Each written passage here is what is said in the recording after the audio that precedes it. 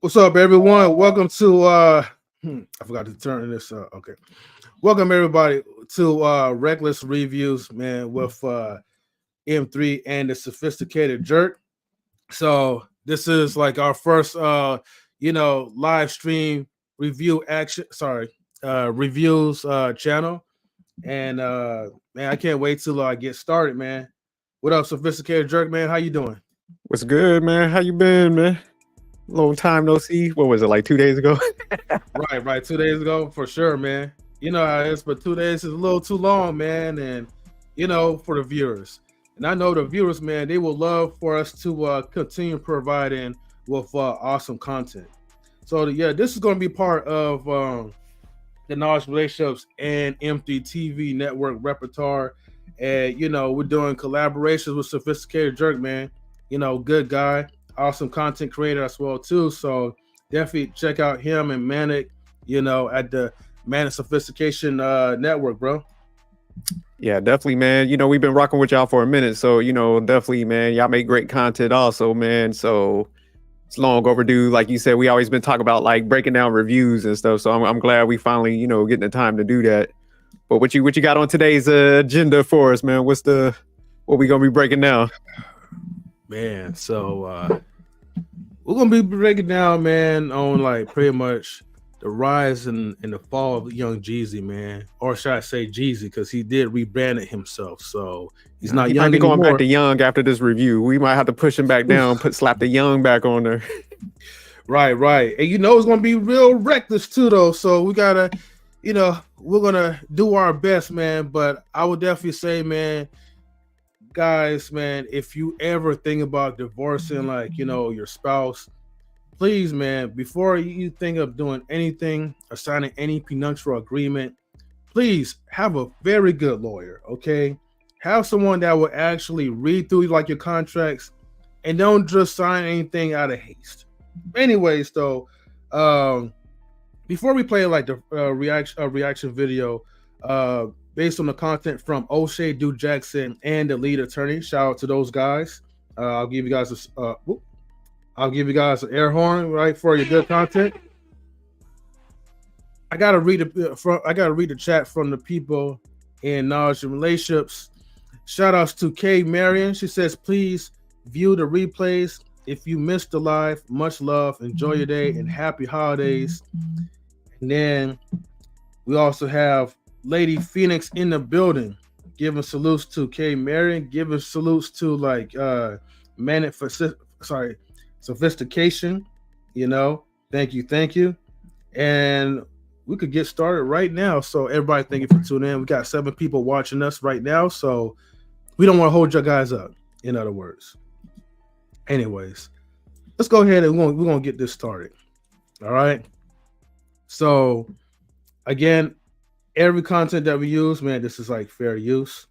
So let's go ahead and get started. Lot. Now, what I'd like to do is I want to play what the lead attorney found out, because most of us have not seen this. But I want to play what he had to say, and then I'm going to come back. Now let's look at this for a second, because a lot of people are keying off on this. What does she say in paragraph 4? She says, Jenny Mae admits the party's marriage is irretrievably broken as provided in OCGA 19-5-13-3. However, she reserves the right to amend this response to add additional grounds for divorce that may be appropriate. What additional ground is she going to add? Does anybody know? Before I get to it, right? Hopefully, like I wasn't talking too fast, Sophisticated Jerk, but you have any input you want to say real quick before we play the video? Well, already what he pointed out, about that paragraph. It's like, man, who did young Jeezy get as a lawyer to like accept this, man? What they call the ones where, people they do a crime and stuff, and they get the real basic lawyer that like pretty much he's like, hey man, go in there and please, so we can like move on to the next case. He sound like he got one of them lawyers, because I'm like, damn, like. Yeah, I know what you're talking about, and I don't know what they usually call those type of lawyers though, but it's like one of those I would just say like the Dollar General type of lawyers, you know.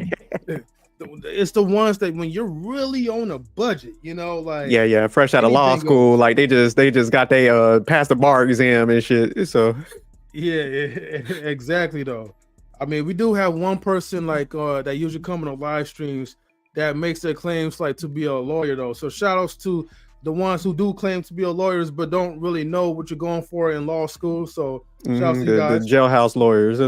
Yeah, jailhouse lawyers. Hey, I like that. Shout outs to Ruby. Salutes to you, fam. You know, we're gonna send like the link for people to come up like in a probably like the first 15 or 25 minutes. So hang in there. And let's see. Amazing. Salutes to you, sis. Thank you for tuning in. Welcome to Knowledge and Relationships and all other platforms as well, too. So thank you everyone for tuning in. Thank you. Just to provide a little bit more context to this. So, you know, young Jeezy and Jenny Mai, they've been in a relationship. Well, they've been married for like I think at least like almost 2 years, or maybe 2 years before Jeezy decided to file for a divorce. Now this is not Jenny Mai's first time of being divorced because she was divorced by her first husband, who was a white guy, and he divorced her because she didn't want to have babies by him. I think she looked at him as a, you know, quote unquote beta, as what most men will call him. And when she got with Jeezy, probably like within the first couple of months after they got married, that she had a kid by him.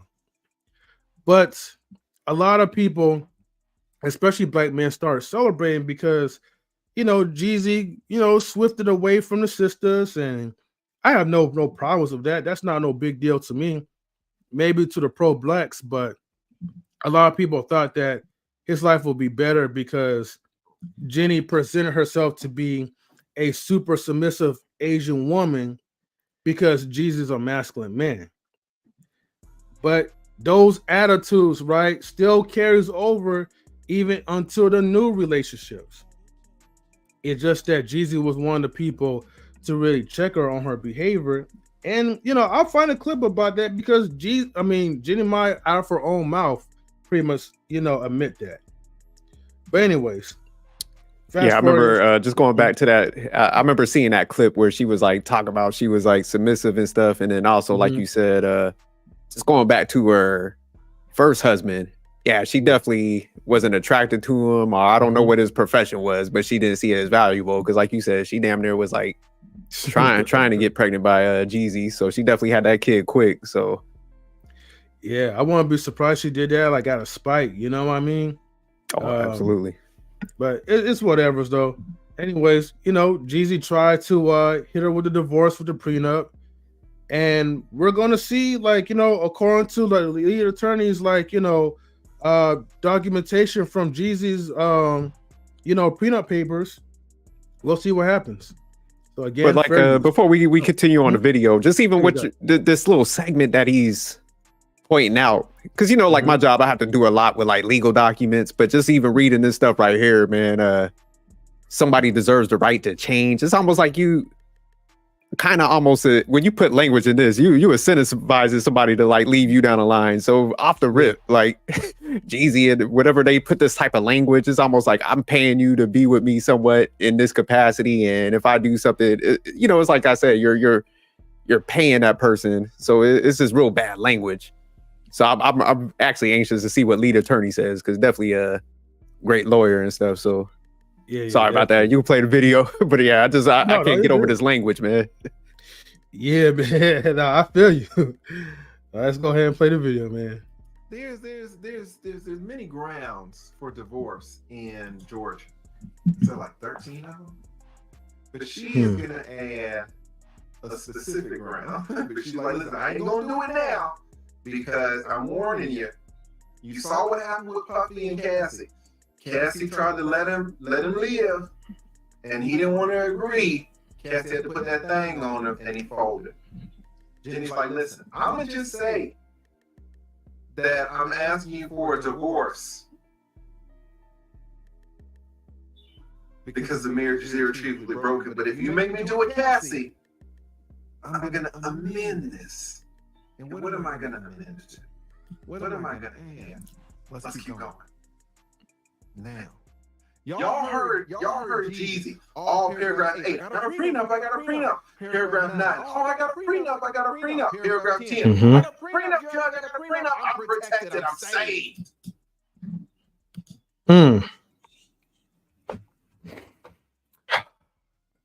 You know, man, probably back then, man, prenups used to hold some type of weight to it.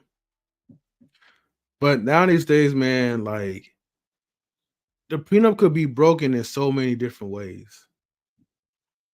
Like people could claim under distress. You may have signed a prenup a little bit too close, too soon, before marriage. And then the lead attorney is going to break that down as well too. But it's crazy. But you know, it's not even really the prenup. It's the language that people allow, like people to negotiate in those contracts and stuff. So it's just, you know, like the language. You know, I forgot what it's called. What they said, where it's like broken. That's a vague term, anyways. Where like when it's like they could almost use subjective stuff to with like he's saying Jeannie Ma's doing, where she's like, okay, I could have this amendment. So when you do a prenup, man, you don't put no, it's like, man, what we established on the top front end can't be amended, you know? So that's why I think a lot of people get in trouble when they allow like that type of language to be in there. And it's just like, hey, if we get a divorce, we just get a divorce. I'm protected on that. They put that at, like I said earlier, that incentive language, like, hey, if there's cheating or if there's this, then, you know, they got the right to like get more in there. So that people allow that type of language in there for I don't know what reason, but it's just like it should be clean cut. And like you said, he's probably gonna go over it more, but that's what I see from that language where they make that mistake, where they allow people to be able to amend it. Okay. Honestly, man, I think when they create that type of language, man, it's meant for the downfall of certain individuals. They make it complicated for a reason, you know. But yeah, we'll look into the video and see as the lead attorney starts breaking down the language. Jenny Mae says, we do have a prenup, but I got a little something to add. What does she add? She says, Jenny shows the court that the parties entered into a prenuptial agreement on March 26, 2021. In the event that the court enforces the terms of the prenup, Jenny shows that the court should enforce paragraph 8 of the prenup. You're like, wait. Jenny's like, oh yeah, he wanted to talk about that prenup. And he said he wanted the prenup to be enforced for the separate property. He said he wanted the prenup to be enforced for the separate assets.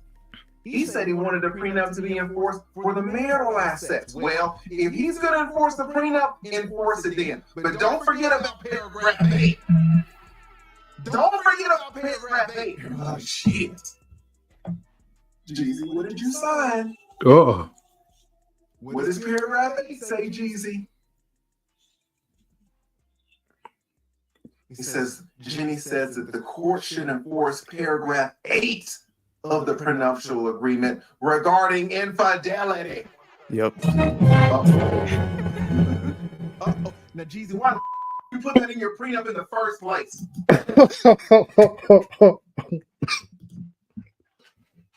Try to tell you, man.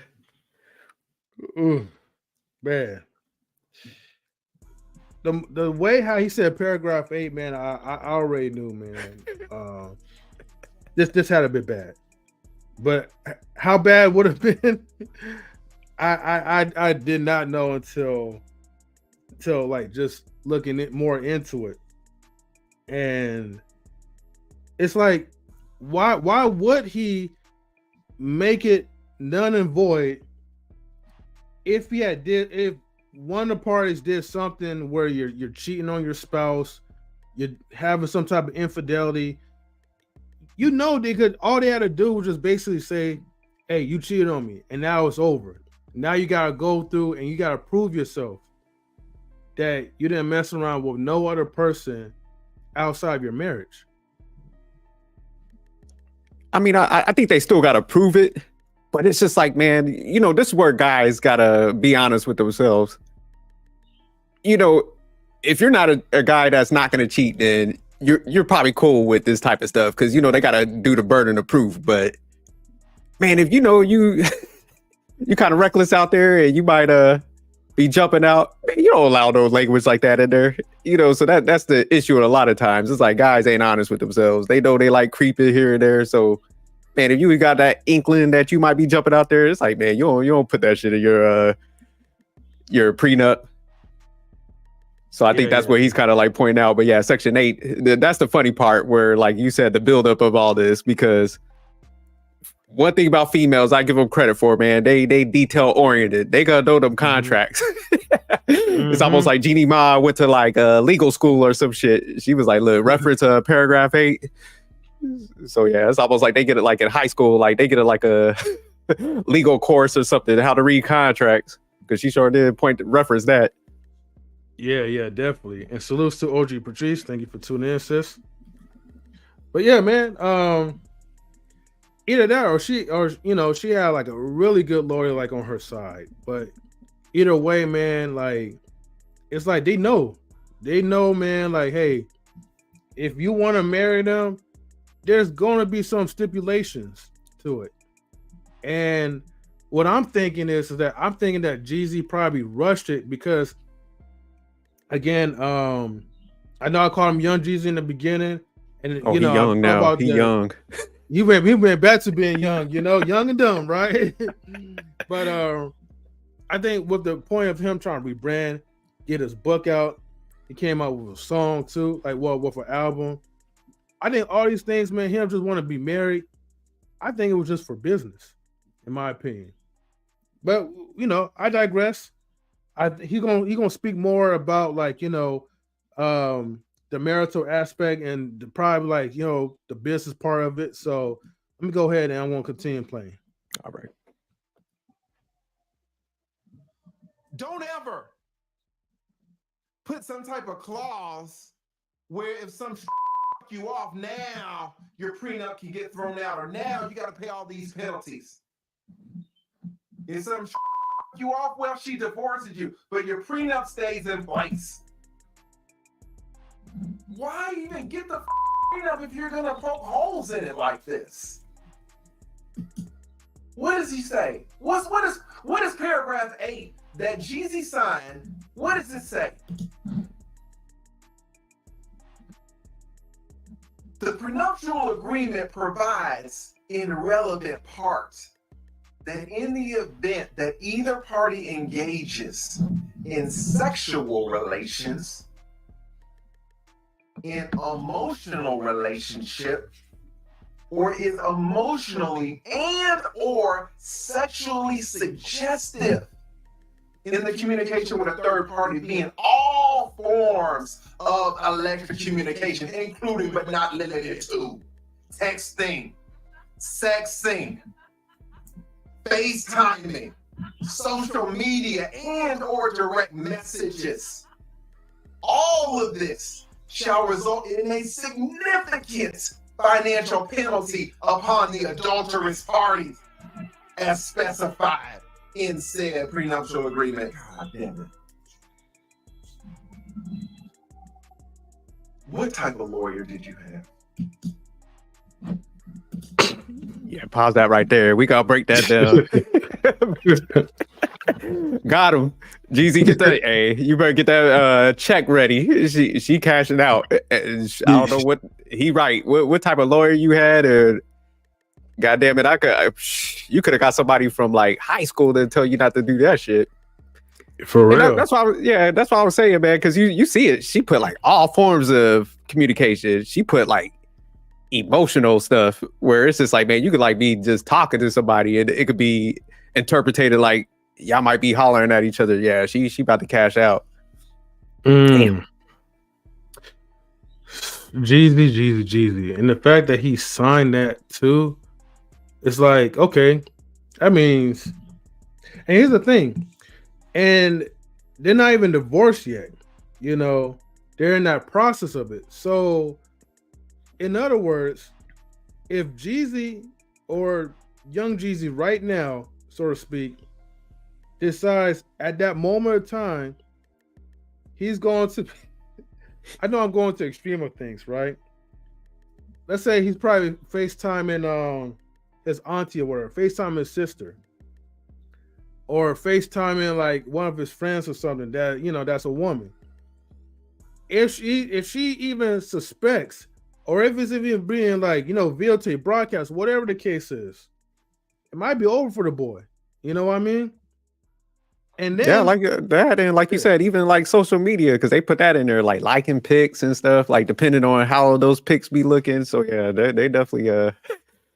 I'm telling you, man, it's almost like when she signed that contract and they had added that language. It's almost like they knew he was like gonna go down this path.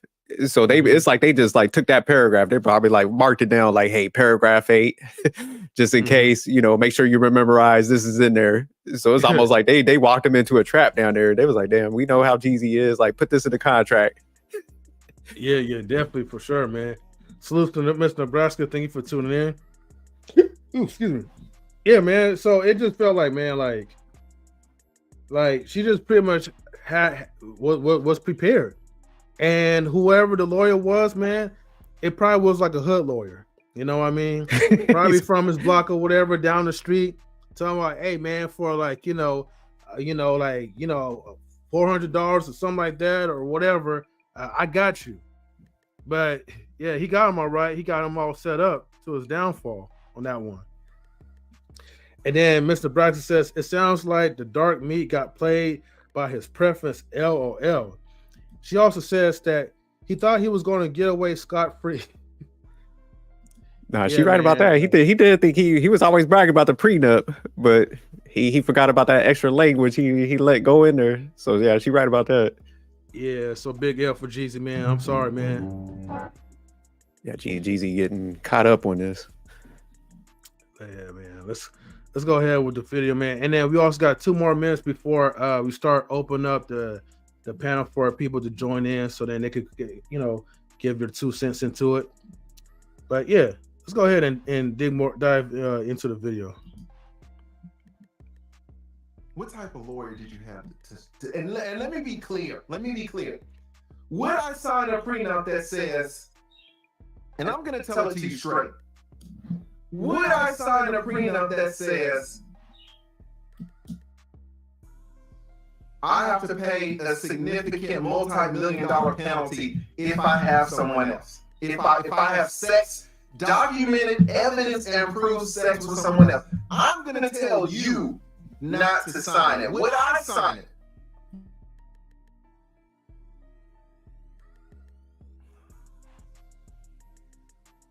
Let me just say this, guys. And I want to get back to this whole thing because Jeezy is saying a lot of things. He's saying, listen, I never cheated on her. She lied on me, right? And then again, I remember so many black men so happy and thought Jeezy was winning during what? I'm gonna tell you. We thought Jeezy was winning when he got married to her. Oh yeah, he got him an Asian and all of this. Now look at what this woman is doing. This is a woman that's not in our community. Now, when everything was going cool, she loved him. She wanted to get back with him. Now the man didn't want to get back with her. Now look at what she's doing. She's threatening to expose everything. What you think about that? Yeah, shouts to him, man.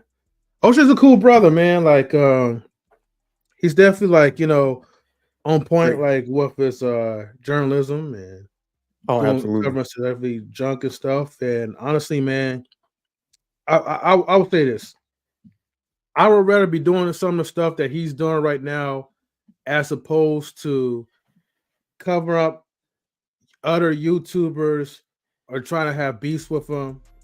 Look, covering like celebrity junk, man, it's the way to go, man.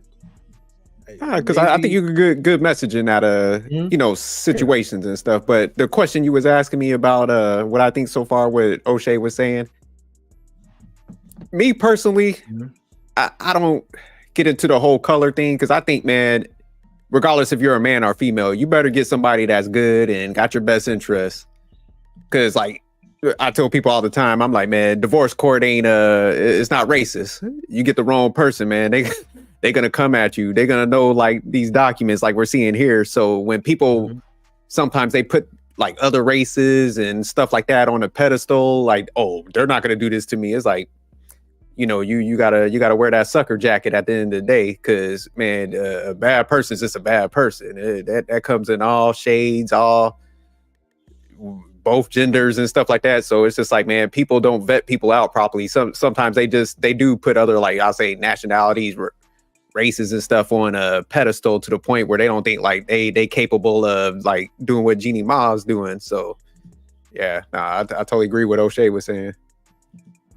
Yeah, definitely, man, for sure, man. So, man, you could definitely like, man, learn a lot, man, from other people's mistakes. You know, that's where I want to be as far as like learning. I don't want to be the person that, yeah, I learn from my mistakes, but you could also learn from other people's as well.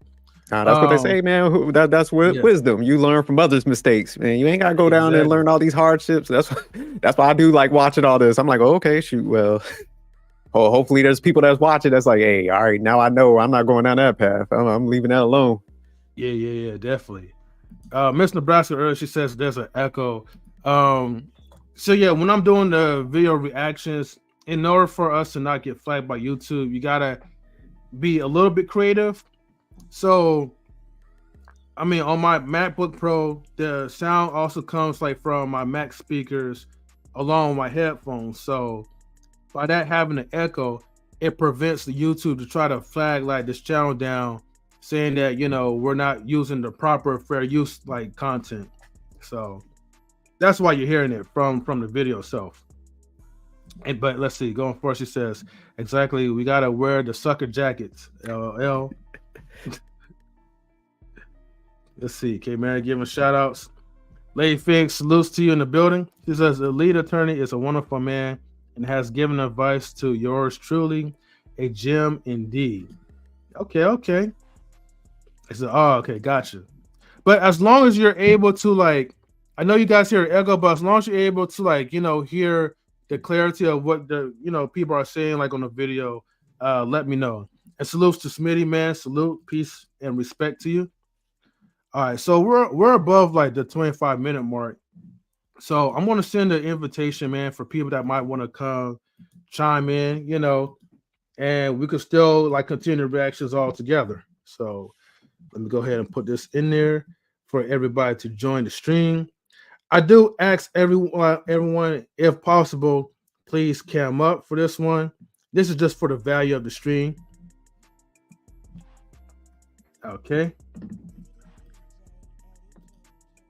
All right, so everybody feel free to join through if y'all want to. But other than that, yeah, we're gonna continue playing the video. Unless if it's good, Drake, you have anything else you want to say? No, we could go into the video. Okay, for sure. And Smitty says he will join us in a minute, brother. Okay. We got Miss Nebraska in the bit. Wait, actually, hold on. Let me make sure. Is that really you, Miss Nebraska? Let's see, Miss Nebraska.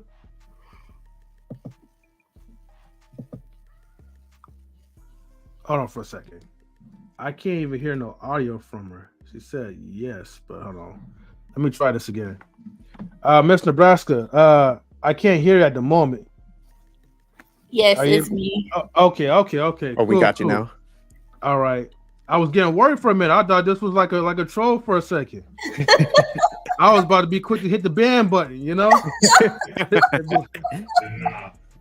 So, Miss Nebraska, we doing good. How you been? I'm good. So, what's your take on this whole situation so far? What's your thoughts on this? You pretty much summed it up. He has to wear the sucker shirt. I mean, it's hilarious. I mean, it's sad and it's hilarious at the same time because, you know, Jeannie Mai told everybody up front on camera on her TV show. Is it called The View or something? Yeah, I think it's The View. I think that's where she's on, or The Truth, or something. One of those. I know she's right. She clarified that she likes her white meat lean. She prefers white men, which is her preference, and she likes her dark meat on the side, which are black men. And Tamar even called her out on it. And so, you know, obviously, you know, Jeezy with his colorism issues, whatever self-hate issues, he still, you know, wifed her up. He didn't care. And you know, obviously he don't know how to read, or he didn't have his attorney read. Because I mean, no man would have signed that contract. So, you know, he has to wear the sucker shirt now. And so let me ask y'all a question. Oh, I'm sorry. Go ahead. I didn't mean to cut you off. Go ahead. I wanted to ask y'all a question.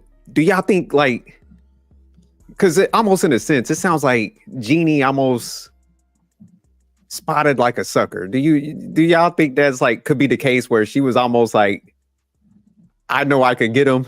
Because bingo, you hit it on the nail. Okay.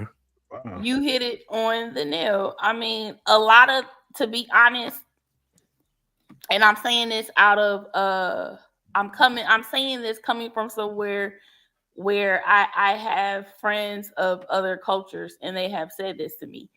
Some of these women, they seek these black men, especially with money, because they know that they have issues with identity, you know, issues and self-hate and stuff like that. And they play off of that. Say that one more time, Miss Nebraska. I missed that last part. Which part did you miss? Just the very last one. You said something about like the last like 10 seconds. Oh, I was saying that I have some friends of other cultures, and they have admitted to me that they do play off of some of these black guys, you know, with self-identity issues and self-hate and stuff like that, with money. Oh, okay. I get not so much the ones without money, but the ones with money. Yeah, the ones that has the money, but then yet, you know, have, you know, self-hate issues, so they spew their hatred to other nationalities, but then yet they get suckered into thinking the ideology of, well, if I leave my race and be with someone else, then I will be cherished, you know, right, and respected. Okay, no, that makes sense. Yeah, because I mean, it happens to a lot of them. So I mean, yeah, so something's going on where it's almost like they let their guard down, you know, with like they feel safe, like she was saying, with other races and stuff, instead of just being protective always and just getting a good person, like I was saying. So now that makes some sense. Right. Yeah. Let me play this reaction video, man, from The View, because, you know, I definitely want to make sure that, you know, we clarify, you know, what G Mai definitely did say for the ones who's like, wait, really? She said dark meat on the side? Prove it to me. So let me go ahead and just play this little clip, okay? That is not cool. One thing I said, and it was on this show. Yes. Like, I literally went home and I was so angry. I remember. I know what you said. Okay, say it. I know. I've said a lot of things, but this one was hurtful. What I had said was, okay, so we all know, and just like Freddie has a preference, I have a preference. We both married each other like out of pure love. Like, he likes white women, blonde hair, blue eyes. You like black rappers. I like a good brother. I do. You're cute. Yeah. So when I said on this show that somebody said white meat somewhere, I was like, I like white meat, but I like my dark meat on the side. Yeah, I remember that. Yes, you did. It was horrible. It was horrible. And what I thought in my mind, again from here to here, I thought, like, I'm married, I can't have any kind of other guys. So on the side, like whether it's on the show, I meet like great guys that I'm like, wow, I used to crush on you, whatever. That's on the side because I'm married. I can't have that. Because on the side, that sound work. Don't explain. No, I did.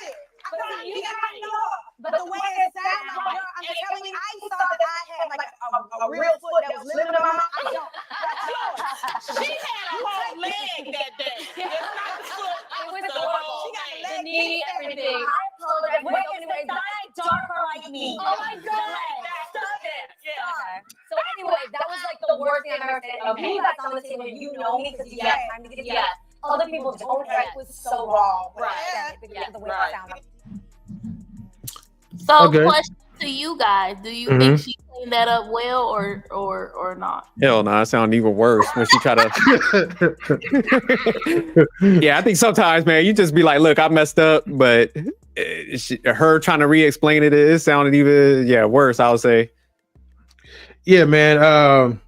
I'll say like this, like, you know, I mean, shout out to Tamar for like at least like lightweight trying to put her in check, but she didn't really fully put her in check. It's just that she just made it known that, hey, like it wasn't okay. But again, that was her friend. She's not going to do anything to embarrass her. And that's the same thing if I see my friends doing something wrong or whatever, you know, I'll just be like, hey man, you know, it wasn't cool or whatever, and have a conversation like outside of whatever that is live. Real quick. I don't think they're so much as friends. I think that Tamar only could say so much because Tamar knows what platform she's on, and Tamar knows the game. Yeah, they was about to cancel her black ass if she wouldn't went too far. Sophisticated jerk got it. Yeah, definitely, man. Okay. Fair enough. But also shout outs to the Intellectual Soapbox, man. Thank you for tuning in, my brother. Good to see you up in here. And let's see. Lady Phoenix says, my cousin ran to Colombia and got hemmed up. Oh, damn. They had his phone and told my aunt to send money and he'll go home. Oh, shit. Be careful, passport brothers, you know? Let's see. No man, black or white, want a trick like that.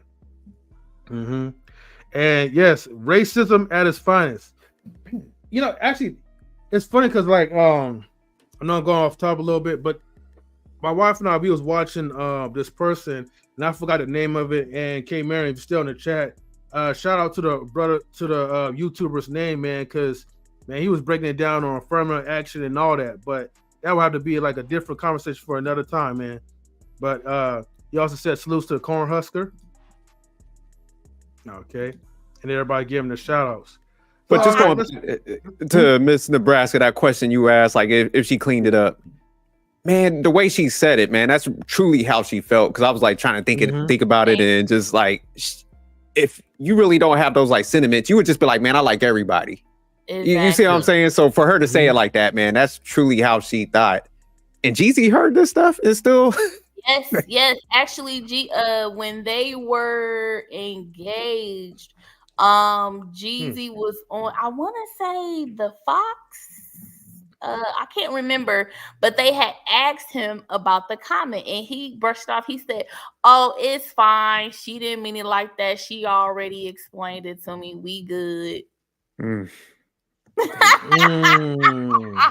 And then when he announced it and he posted his engagement on his page, all of the comments, all of these black guys were like, yeah, you got you Asian woman. I know that's right. Yeah. But you know, now that he's going through his divorce, it's silent. Like all of those they quiet as hell, yeah. Aren't saying anything. Mind you, his last baby mother, because he got I think 3 or 4 kids by 4 different women. And the last woman he had a child by is Ethiopian, I think, and she's gorgeous. Oh my God, she's beautiful. She had just got done taking him to court because he refuses to pay her and pay for the child. And supposedly he left her during quarantine to get with Jeannie Mai. So yeah, I know he regretting that move now. He probably like, damn. Yeah. And if you guys pull up a picture of his baby mother, the Ethiopian woman, and pull up Jeannie Mai, you'd be like, what?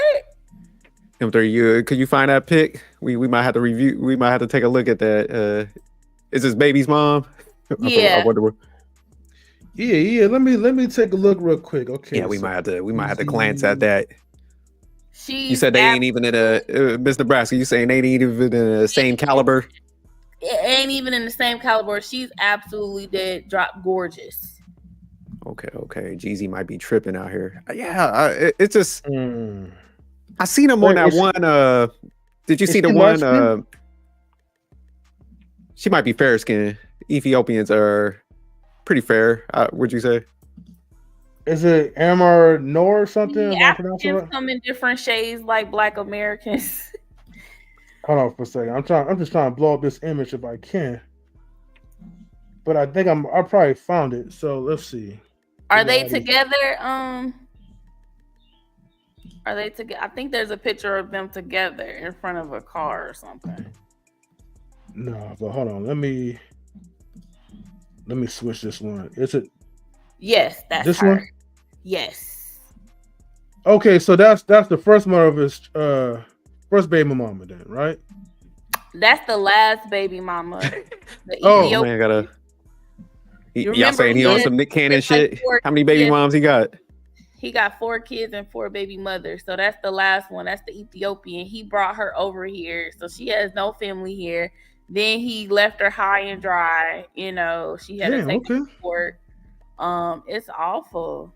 He needs some psychotherapy. So maybe And Jenny they were Mai- engaged. I forgot to mention that. They were engaged when he left her for Jeannie Mai. Wow, okay.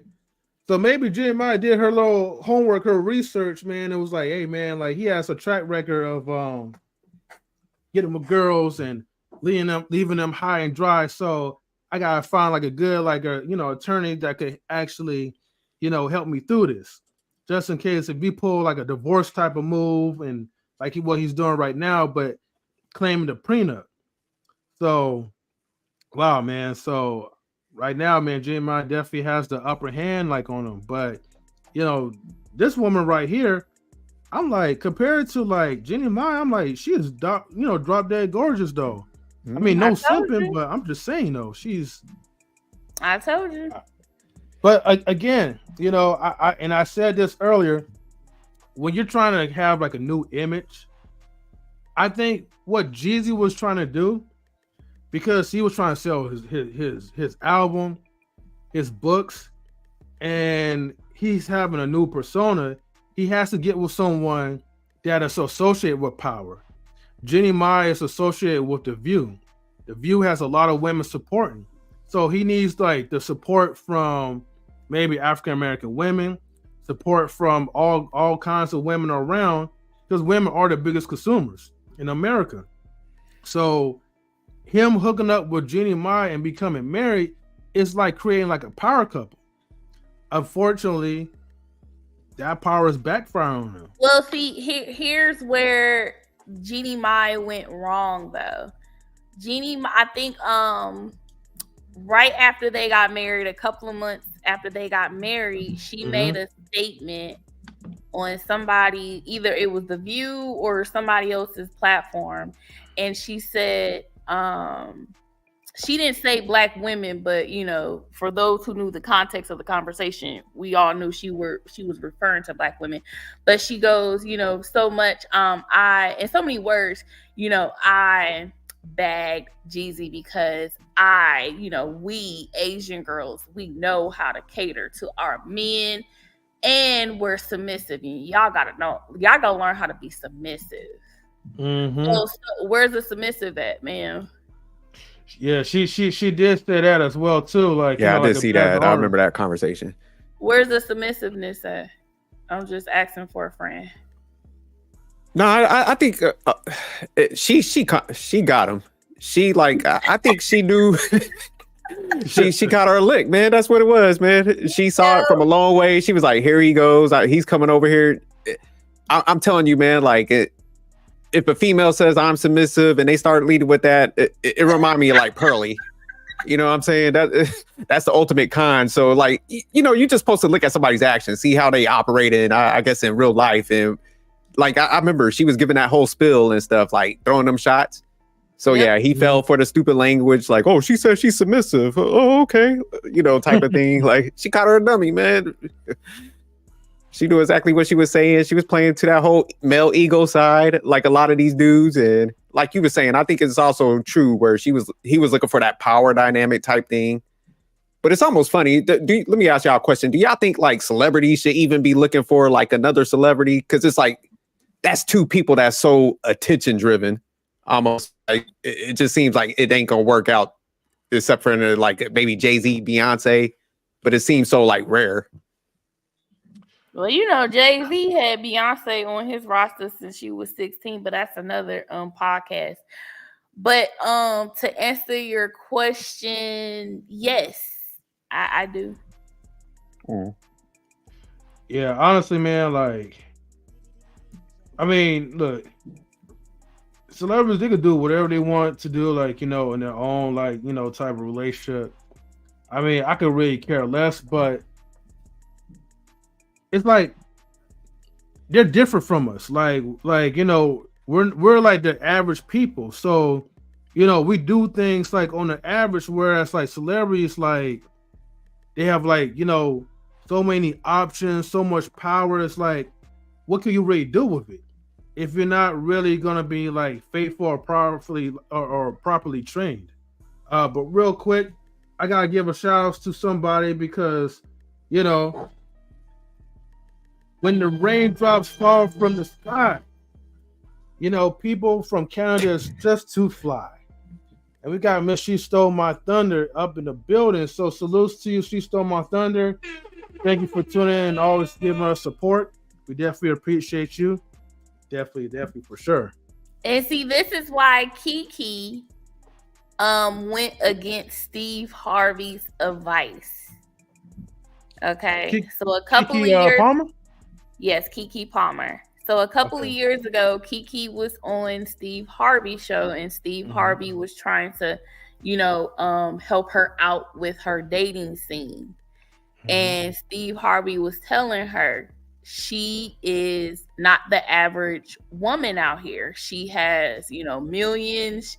She's a celebrity, and she cannot date regular guys. Okay. And so Kiki was like, no, Steve, I need a regular guy because the millionaires, they suck. You know, they're douchebags, they're jerks, they're this, that, and the third. And Steve was trying to like ration with her, right? So, you know, fast forward, now she gets a regular dude. The regular dude comes up like, oh, this is a money grab. Gets her pregnant, you know, has his, you know, whatever fit on social media, embarrasses her, whoopie woo. And long story short, you know, if they don't work it out per se, he knows that he's gonna automatically get a monthly check from Kiki because he's in the state of California. And in the state of California, they do child support way different from most states. And he knew this. So he hit a lick. Yeah, I would like to say I apologize beforehand, M3, what I'm about to say, but I'd just like to go on record and say fuck Steve Harvey, my man, be giving out terrible advice for like years now. But hey, man, for and real, that's man. real talk, sophisticated jerk, because he got Shirley Strawberry in this mess right now. So I wouldn't take anybody you know, recommendation from Steve. Just even looking at his own like life, man. I mean, when I started finding out details about his wife and like what he was doing, he's like projected the pedestal like he put her on and all the like hoops he had to jump through. So that's why he's telling everybody else like to follow that stuff that he's saying. So it's we're gonna have to do a whole breakdown on Steve. Let me ask you guys this: if Kiki were your daughter, making millions, you know, at her top of the game, would you be comfortable with her dating a bum like her baby daddy? You know, call himself a personal trainer. He don't really have a job. Would you be comfortable with allowing your daughter with somebody like that? I'll be like, Kiki, look, you don't give that snatch out to anybody lower than somebody. They gotta be successful. Hell nah. Like my daughter, I'd be like, look, protect that at all costs. Bum dudes, hell nah.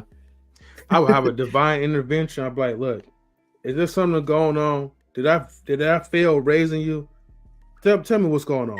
You know what I mean? Because you could do better. And you know what? And it's funny because like we will literally give that type of advice right to like our own children, but then yet we'll tell other people that you should find a girl that will accept you for who you are, or you're still a bum ass nigga. Salute, Smitty. Respect to you, my brother. Thank you for tuning in. Appreciate it. But yeah, Mr. Nebraska, I definitely would. And I'll be like, look, man, if you got your stuff together, like I said, I don't think you should go for somebody famous, but man, you could get like a lawyer or somebody, a business guy. So I think a lot of times people want another like famous person instead of just getting somebody that got their stuff together and successful. But yeah, I think even men, like if you got your stuff together, man, get you a smart woman that, is ambitious too, got her stuff together. So I think, yeah, people need to stop like trying to go too high and too low. It's just like, man, you could get somebody that got good business sense, they're savvy, and that's willing to rock with you. But a lot of times people want to narrow it down even more. They're looking for that like another person that got that celebrity status. And that's why I was asking you guys earlier, because it seems a lot of times like when you got two attention crave people, it's just gonna go out of whack because they're getting pampered everywhere they go. They both got that like diva mindset. So it's just like almost like a disaster waiting to happen. Yeah, real spill. Smitty, man, how you doing, my brother? I feel awesome. How you feel? We all up today. Yeah. We're doing good, man.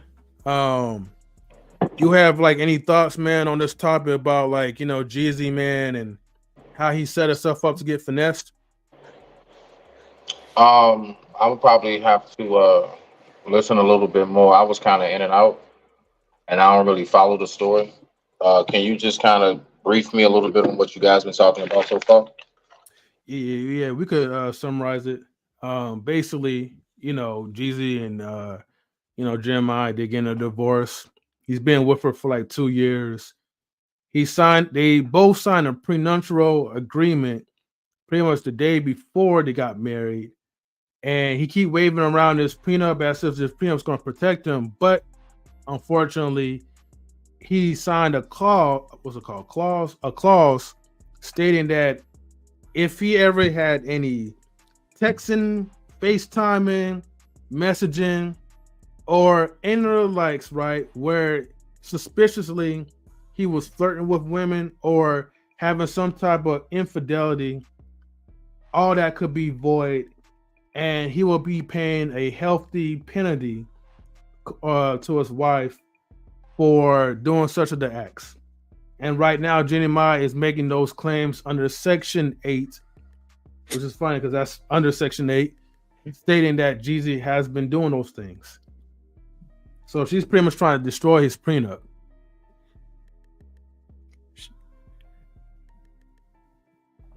Smitty was a sucker move for Jeezy to allow that in his contract. I see you shaking your head in disgust. I see the pain in your eyes. It's weird, man. I mean, goddamn, like out of all the reasons men can have not to get married, the one pair of cleats or shoulder pads, the one helmet, you just killed that. I mean, shit.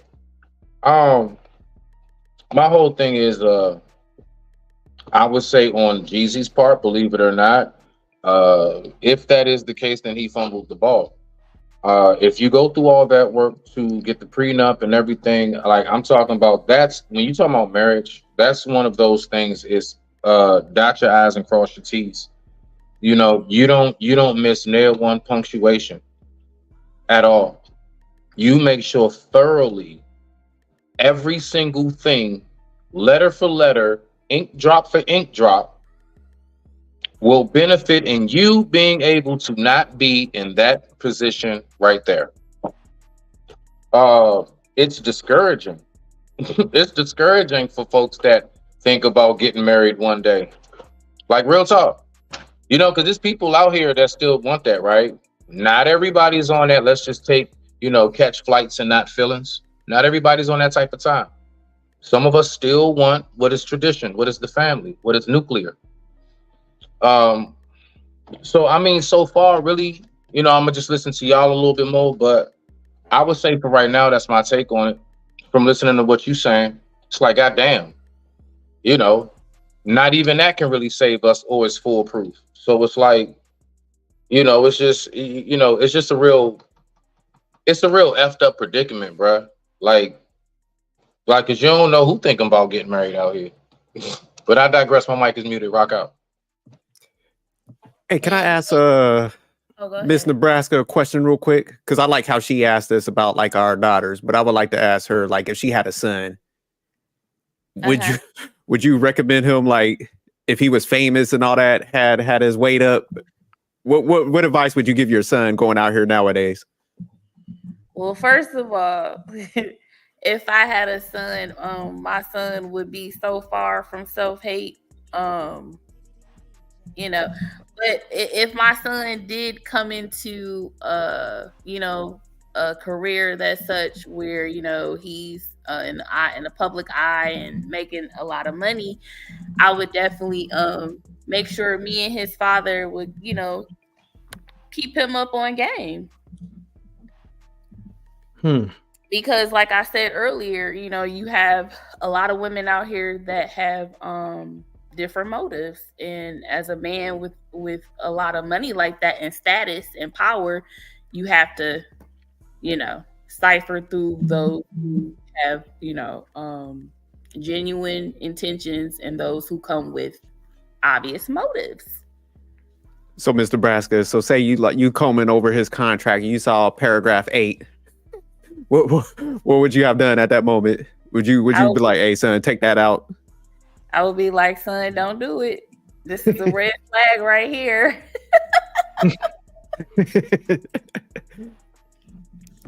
Right. Okay. Let me read this comment real quick. Lady Phoenix says, not discouraging. Just stay away from trash. Everyone ain't worth the drama like this. Okay. Lowe's phone is acting like a jackass, she says, but hopefully she'll be able to come back up. Salutes to Big Rig Slaps. She's in the building. She says salutes to the panel and the people in the chat. Big Rig's in the building. Salute. What's good, Big Rigs? What's up? And this just goes to show that we should not look at other people's marriages and relationships as relationship goals. Because at the end of the day, we have no clue what goes on behind people four walls. We have no clue. We only know facts. what they want us to see. Yeah, because they'll portray, like you said, like, man, just thinking about all the people that's kind of like getting divorced now, shit. I was like actually looking at the list of celebrity divorces, and like you said, they put out that good image and stuff, but boy, when that crash happens and them details be coming out and they be showing them true colors, man, it's it's sad. Because like in this case, like you said, they definitely put out that image like they was all happy, but because at the end of the day, you have everybody here in America and over in different countries don't just get married because they're in love. It's a lot of people that get married for business benefits, for all kind of benefits. So we can't go by the Knowles, what the Knowles are doing, what the Smiths are doing. I mean, I'm sorry, not the Knowles, the Carters. What the Carters are doing and the Smiths are doing, because what they got going on is what they have going on. So we can't, use them as, well, I'm never going to get married because they didn't make it in 2 years. But you know the scariest thing about a lot of this stuff, because is Jeannie Ma, is she like broke or anything? No, she's not broke, but she didn't have enough. She's not She don't got Jeezy paper. Knock you down from Jeezy, put it that way. Oh, okay. Because it's like, I mean, it seems like she ain't hurting for nothing. So for her to even come this route, man, it's just like, damn, like she's just getting revenge like a dope person. She's the preference. So she's what most black men put on a pedestal. So she is devastated that this is happening to her. This is not supposed to happen to her. She's the preference. But see, So it's this is more like payback. You say like she's like, look, I'm taking my ounce of blood. You like, it's like payback, nigga. Like, look, how dare you? You have the audacity, right, to be a black man, turn down this fine, beautiful, young Asian queen, Asian persuasion. It's okay for the white person like to turn down because she didn't really give like two flakes about him, you know. Well, But her white husband divorced her, so oh, he you got know, up out of being there, huh? being rejected by a white man, which was her preference, and now a dark meat, which was her second preference. You know, it can hit the ego. So you know, good I'm correction. playing dirty now. Mm. Let's look at that clause in the contract that you signed. I'm gonna teach you a lesson. Yeah, I would definitely say yeah, the ego would definitely hit in a different direction because who knows? I mean, she probably thought that she was better than him, to be honest with you. And I for mean, someone, clearly, if somebody says Mhm. M3, you're dark meat on the side. yeah, you still get with that person, but then yet you're the one who initiated the divorce. That's downright embarrassing. Right, because you got rejected by two men from two different cultures. That could hit a woman's ego. Yeah, I agree with you. I think it did hit that ego because yeah, she taking this one personal, like yeah. But like, and she got that kid too, so she extra mad. Yeah, definitely, yeah. You know what I mean?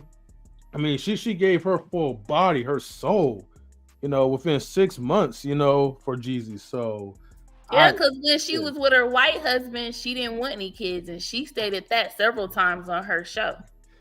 She even embarrassed him on the show too, though. She called him, I think she called him a Mitch, I believe. Yeah, she downplayed her white husband to the fullest, and I think he just got tired of it. He was like this, you know, and he found him a white woman and married her, and now they got like 2 or 3 kids together. He's happily married now. So, you know, I think it was definitely a ego hit to her. Like, damn, you know, I got my first white husband left me. Now this dark meat leaving me. Oh, I'm gonna show him something. Yeah, not the side piece leaving me behind. You know what I mean? So, but hey, can you pull up that comment by UXP? I think that might be it too, because she might never wanted kids, so now she's like, man, you know, made me like a baby mama. She said that on her show when she was married to her white husband. She said she do not want kids, and he wanted kids. Yeah, but see, that was a different time back then with the wrong type of person in her eyes, though. But again, you know, sometimes people they could have a different mindset depending on the person that they're with. And I think Jeannie really thought that this person, Jeezy, was everything to her, and she literally saw herself spend the rest of her life with him until. And mind you, she is also upset because she said that she found out he filed for divorce when everybody else found out. He didn't have a conversation with her. So yeah, he kind of embarrassed her in the case. So she's like, all right, yeah, I'm going for them pockets. She Jeezy's next mixtape gonna be paragraph 8. But see, that goes to show women how you found him would probably be how you'll lose him, because she was aware of, you know, him being with the ex-fiance at the time and how he did her. So you thought he wasn't gonna do you the same way Jeannie might because you were Asian? Okay. Nah, I think I'm telling you, I think she was just like, I know his behavior, you know, because like you said, if a dude has like multiple baby moms and stuff to a certain degree, you already know how certain things. I think she was like, I'm about to cash out. Like, let me go ahead and get married and get my cut. Because like you said, it's like if you ignore like somebody's background to a certain degree, either you're dumb or you got some like ulterior motives to that. So yeah. But some women actually believe that, you know, oh, he would never do that to me. That's true. I'm different. Yeah, and that's why I be trying to tell y'all women like okay, y'all the anomaly, but I'm telling you, like the same thing could happen to you or any other person. But Big Rick Slap says Jenny's from my city, San Jose. now that makes sense. That all makes sense why she pretty much strategically played chess and finesse him. Because look, went from San Jose, man. Almost close to like where I'm at. They got game out there. That's what you're saying. She ran game on Jeezy. They got that finesse game, man. It's those California women, man. Those Californians. Now if she was from Nebraska, man, like we would probably have been safe, Oh, sophisticated jerk! Ocean? You gonna let him try to play me like that? Yeah. We gotta let that one slide. No, I'm joking. What up, Lola? How you doing? Hey, Lola. Hey, y'all. How are y'all doing? Oh, we doing You good. can't take that comment serious because last time I checked, Nebraska don't even have a damn NBA or a damn NFL team. So until you niggas get a team, I don't want to hear shit. Oh my God! Not you too. Lola, I like that, Smitty. You said Nebraska out here rolling with like intramural sports. Yeah, they gotta go through tolls to get a team. I can Talk stay about we home. got a YMCA team with jerseys. But Miss Oshun, let me ask you a question because I asked it to Mr. Nebraska. Love, M3. Love, bro. Miss Oshun, if your son was like famous, how would you tell him to navigate like relationships? Based on what we seeing with like dudes like Jeezy and them. Well, okay. When it comes to my children, I've always let them know that there's a time and place for everything. And the most important decision you'll make is who you tie yourself to for the rest of your life. And when I say rest of your life, I mean that quite literally. You can get with a chick, right? And have all the whatever sex you want and leave. That's it. Once you have children together, now you're bound to each other forever. Meaning you got to share grandchildren. And if you think having to drop kids off when you don't want to see the other person is some shit, imagine having to split grandparent time when your children are grown and now you got grandkids and you're not together. See, people don't think that far in the future. So I let my children know, look, don't be like your great grandparents, don't be like your grandparents, and to a degree, don't even be like me if you know what's good for you. So don't repeat. I've told my daughter this more, but I've told her, don't repeat mistakes of your ancestors. Learn from them, period.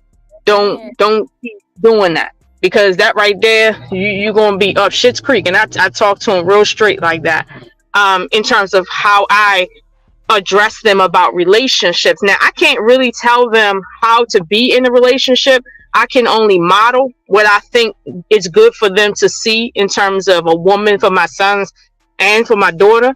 I can't really like tell them, hey, do this, do that. I can only like ensure that they have a certain lifestyle that they're comfortable with, that if they encounter something that isn't a part of that lifestyle, they can immediately identify it. Like my children, they're not used to people hollering at them, right? Let alone in the house. So if you meet a girl where every time y'all get into an argument and she's like loud and boisterous, it's like my sons are going to turn a hard deaf ear. Like both my sons right now don't even like their teachers raising their voices. Like they will turn a deaf ear with a quick second. Like they won't even if that voice is raised, but that's because of how they're raised at home.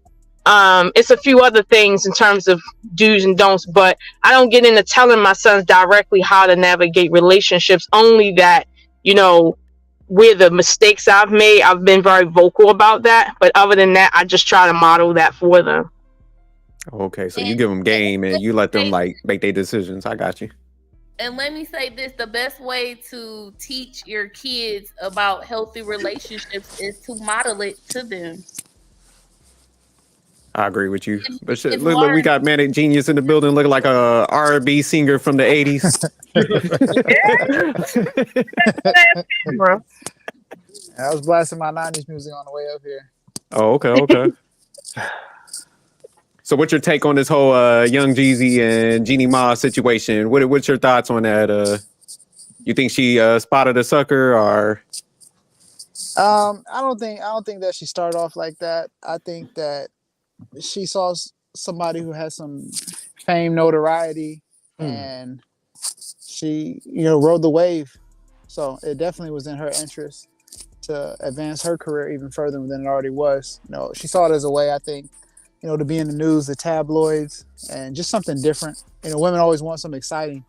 And so I think Jeezy, just with his background and his lifestyle, it provided something exciting for her. But do you think like Jeezy to a certain degree? Because I like what M3 was saying, like as far as like rebranding himself.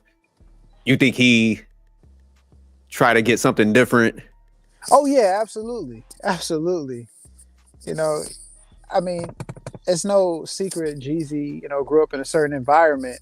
And you know, when dudes leave an environment like that, they try to get something that, you know, is not from that environment because it's just different. You know, it's exciting on that end too. And I think ultimately, you know, she had her shit together. So definitely shout out to Jeezy for not going with a broke bum chick. But I mean, if that's what you're used to and that's how you operate, then you know, maybe that's what you should have. Maybe it would have just lasted if he was dealing with a bum chick, because a bum chick would have put up with whatever cheating that he was doing, allegedly. Yeah. Real quick, shout outs to Six Boss, the true boss, like on the Twitch stream. So thank you for tuning in, Six Boss. But Can I speak to something real quick that I heard you guys talk about earlier? Real quick, I don't want to derail. But can I say this? When it comes to marriage and prenup, right? For a long time, I heard men saying, you know what, F this marriage stuff. I want a prenup. I want a prenup. I want a prenup. If a chick won't sign a prenup, you know, forget her, right? I heard that. And now that now most females that I know, that's the first thing they looking to sign is a prenup, because they know what that does is gives them an extra layer of security, because, you know, people are fallible. It's like now people want to say, well, marriage isn't working. At the end of the day, if you signed a document that said if you do anything essentially that causes this marriage to fail or this contract to fail, you will pay the cost for it fucking failing.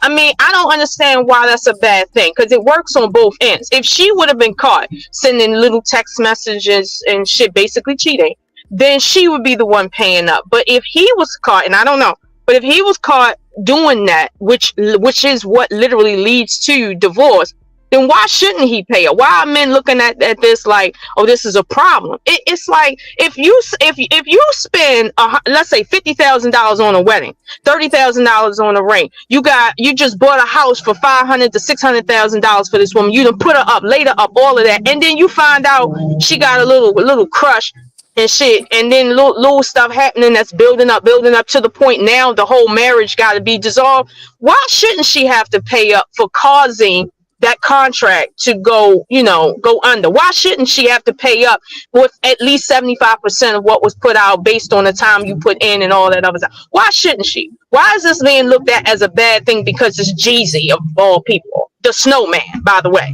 Okay, why? Well, because just to answer your question, I mean, I wouldn't want to get into like a relationship where either I have to incentivize somebody or we have to be penalized if we want to leave each other. Because I value my time more than anything. So like, even if a female did me dirty in that case, I'm just gonna keep it trucking and I'm gonna go move on and enjoy my life. So I would never take that route. So I think in his case, I mean, if you sign that, I agree with. Oh, go ahead.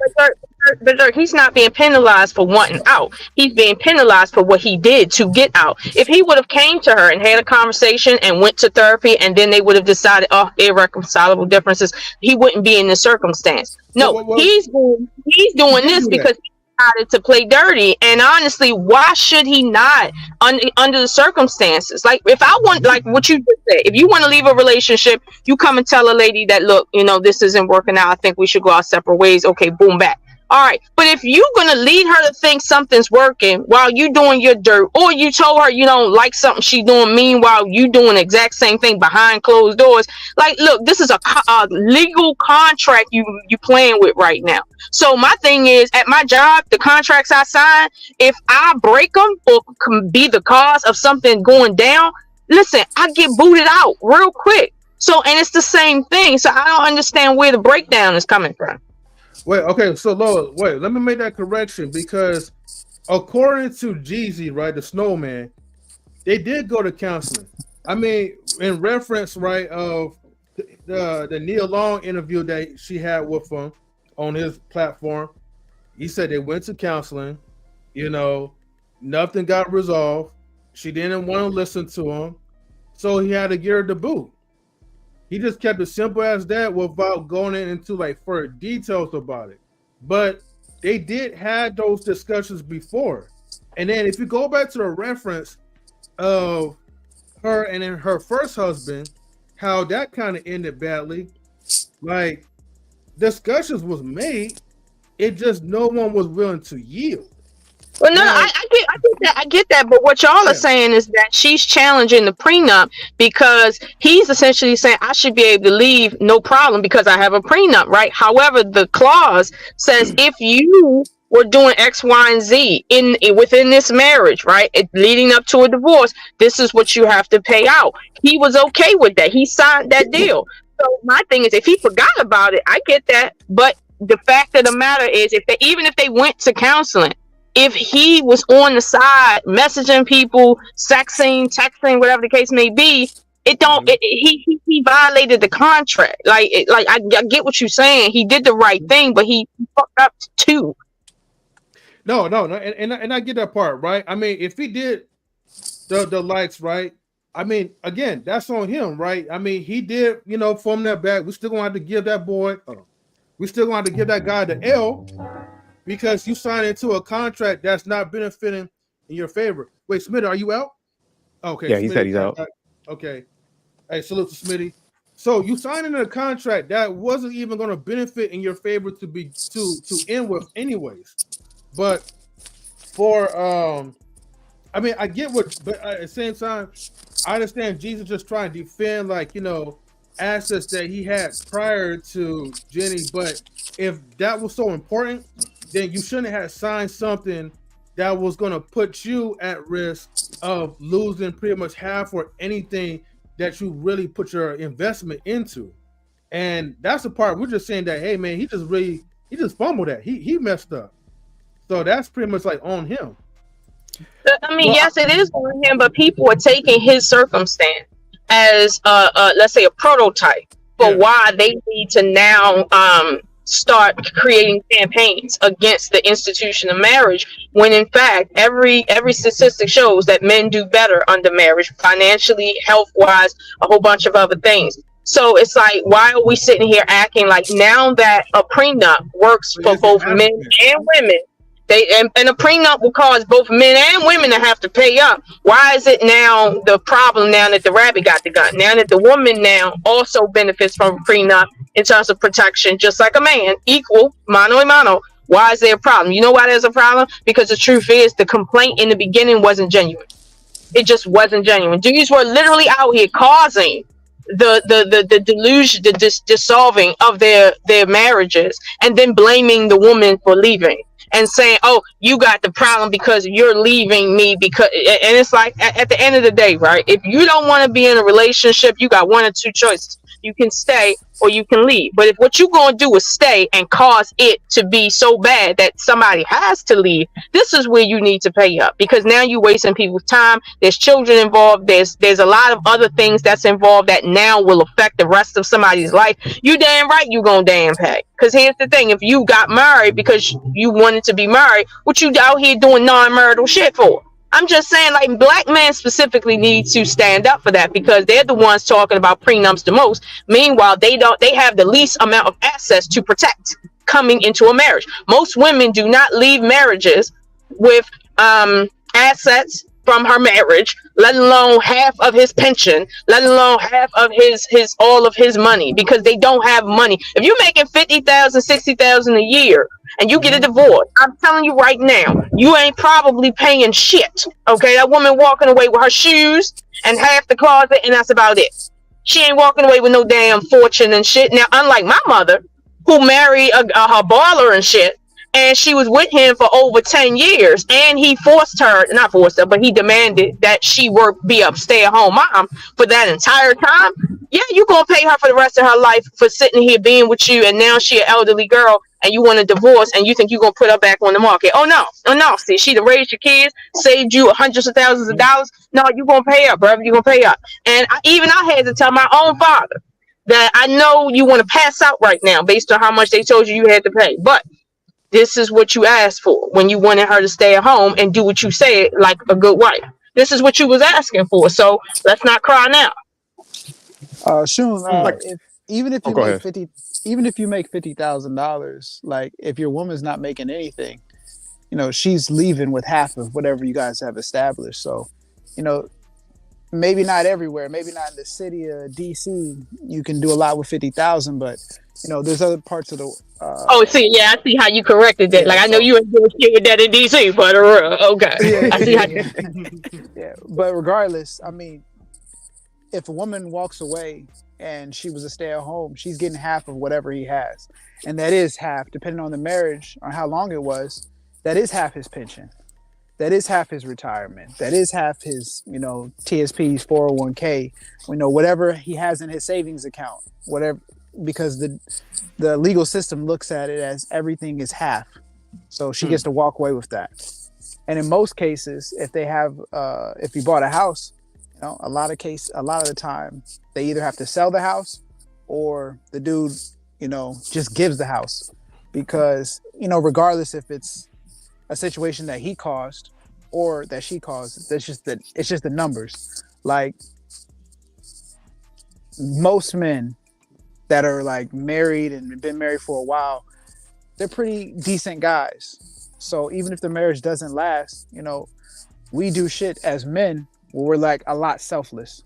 Where we're like, hey, you can keep the house. We're gonna figure out another situation. We'll stay up in an apartment. Out of the 3 dudes that I know who have gotten divorced, they all gave their ex-wives the house and walked away.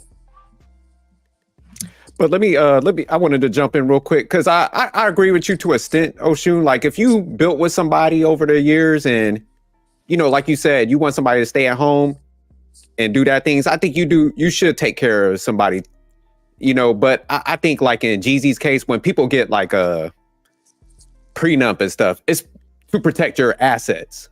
So what I'm looking at it from that perspective, regardless if it's a male or female, if you get a prenup and you already like built yourself up, hell yeah, you make sure that's ironclad on your side. It's to protect you. You know, it's not protect everybody and make everybody else whole, you know, because like a lot of times, a lot of the red flags are glaring up front. So like for her to even like get with a young Jeezy, just looking at it as like past performance and background. Cause like you mentioned contracts, one thing we do contracts, we look at past performance. I'm looking if that shit links up before I even sign that contract. So it's just like, if everybody's playing this game of like, I'm trying to, you know, they got ulterior motives. I think they need to eat that. So, I mean, I'm not even upset if he gets, like you said, he has to pay a penalty. It's like, if you put that stuff in your contract, then, hey, you need to get hit. You need that reality check. But as far as just looking at it from like I'll say a holistic approach, I do think like people need to make sure that their prenups is ironclad. Cause it's like, if you got kids and stuff, then, you know, I want to make sure that my assets are protected so I could carry on that legacy. But he does have a kid with her. So it's just like, you do got to figure out a way to like make sure that the kids and your legacy is covered too. So. Yeah, and I totally get that, but keep in mind, right? Like there was enough red flags there, right, for any normal, sane-minded person to know that this is not a relationship that's gonna last. Like for instance, right, when she made that little racist comment, right, about how she prefer white men over black men, right? And then Jeezy came on television and said, well, we had a conversation about that. She explained it to me, right? We all know in our hardest of hearts that if she wasn't a celebrity, she was just a regular girl on the avenue that you was on a date with up at Applebee's, and she made a comment like that, you would already know what it's hitting for. You would already know what it's hitting for. But see, we're gonna give him slack and act like, oh my god, he the signs, and he was trying his best and he was trying to level up, and it's like, but you wasn't leveling up. You was taking the white man scraps because that made you feel like something. That's what it was. She told you that she prefers white men over you. Now, mind you, nobody's talking about the fact that she don't even prefer her own. We're not gonna get into them Asians like that. They don't even want their own people and shit. But yeah, everybody want to talk about black people. Never mind that though. But the problem with him is all of the damn signs was there that the shit wasn't gonna work. She was already what they call like a baddie girl, where she got her attitude on fleek. Okay, she was already like that before he met her. She was already superficial before he got with her. She was already telling a man she married, right? She ain't fitting to have no kids, and we all know that's pretty much the basis for it and shit. This is what the fuck you dealing with, and she racist on top of that, right? Okay, Oh, yeah, but you won't get with her anyway. You know why you got with her? Because you had something to prove to yourself as a black man. And here's my thing, as they say, where we come from, fuck around and find out. Okay, and here it is. You done fucked around, and now you done found out. Lola, I got a question for you. What do you feel about how he had the interview with Nia Long, and he made the statement saying at black men's lowest, that's when they need the black woman? Oh man. Oh Lord, see, this is where the niggas got. See, this is where niggas got the game fucked up. Okay, this is where the niggas got the game fucked up, because see, he said we need our sisters when we're at our lowest, but when we at our highest, we want them other bitches. On what fucking planet? This is planet 1. I'm sorry, this is Earth 1. On what Earth? Okay, Earth 24 maybe. On what Earth are we sitting here listening to a black man in a racist America say, I need you when I'm at my worst, when the problem is you only need a bitch when you at your worst, not at your best? Like, what are we talking about here? Like, this dude is really delusional. He don't even know what's coming out of his own mouth. Like, seriously, he was better off saying that I might have been, stepping out on my sisters when I was at my best. But honestly, I know that I need them because they're the only ones for me when I'm at my lowest. That would have sounded better than saying we need you when we at our lowest. Like, no. Don't nobody need you, first of all, and let alone when you're at your lowest. But if somebody's gonna be there for you when you're at your lowest, nigga, I know you knew that shit back when you was the snowman. You knew that bitches was holding you down with their tax checks when you was the snowman. You knew your sisters was holding every motherfucking nigga you know down and shit that didn't have shit when you was the snowman. Now that you Jeezy, you need to go through a Chinese bitch before you sit and say, oh, black women, I need them because when I'm down and I can't depend on these other bitches and shit. Nigga, okay? Like, let's stop. Just stop it, okay? Just be quiet. That's what this is the time for you to do. Just be quiet, all right? I don't need to hear nothing. I don't need no apology. Just be quiet. Let me play this reference, right? Since you guys are talking about this, it's going to just be like a few seconds, so that way everybody get a clarification, okay? I think it's really important for black men and black women to have these conversations. Times when we're at our lowest, we got sisters. Have these conversations. Times when we're at our lowest, we got sisters. Black women to have these conversations. Times when we're at our lowest, sisters. Okay. I just had to play that a couple of times real quick. Nah, just going back to that like clip. I mean, it seemed like he was trying to dodge like accountability, man. Like he was blaming his mom and shit. Him and Nia Long trauma bonded with each other.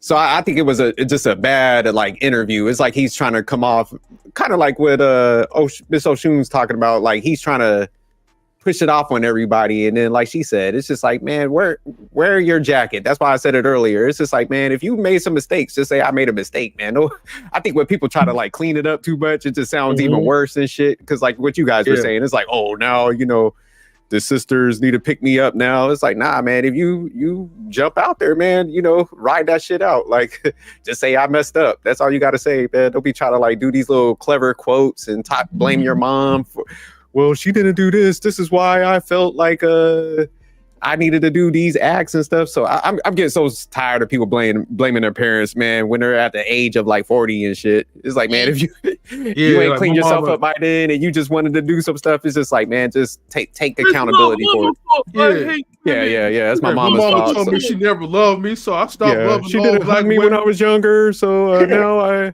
that's why I ran through everything. Yeah, they just looking for any excuse, man. That was the worst. If all black women, because my black mama didn't do that for me.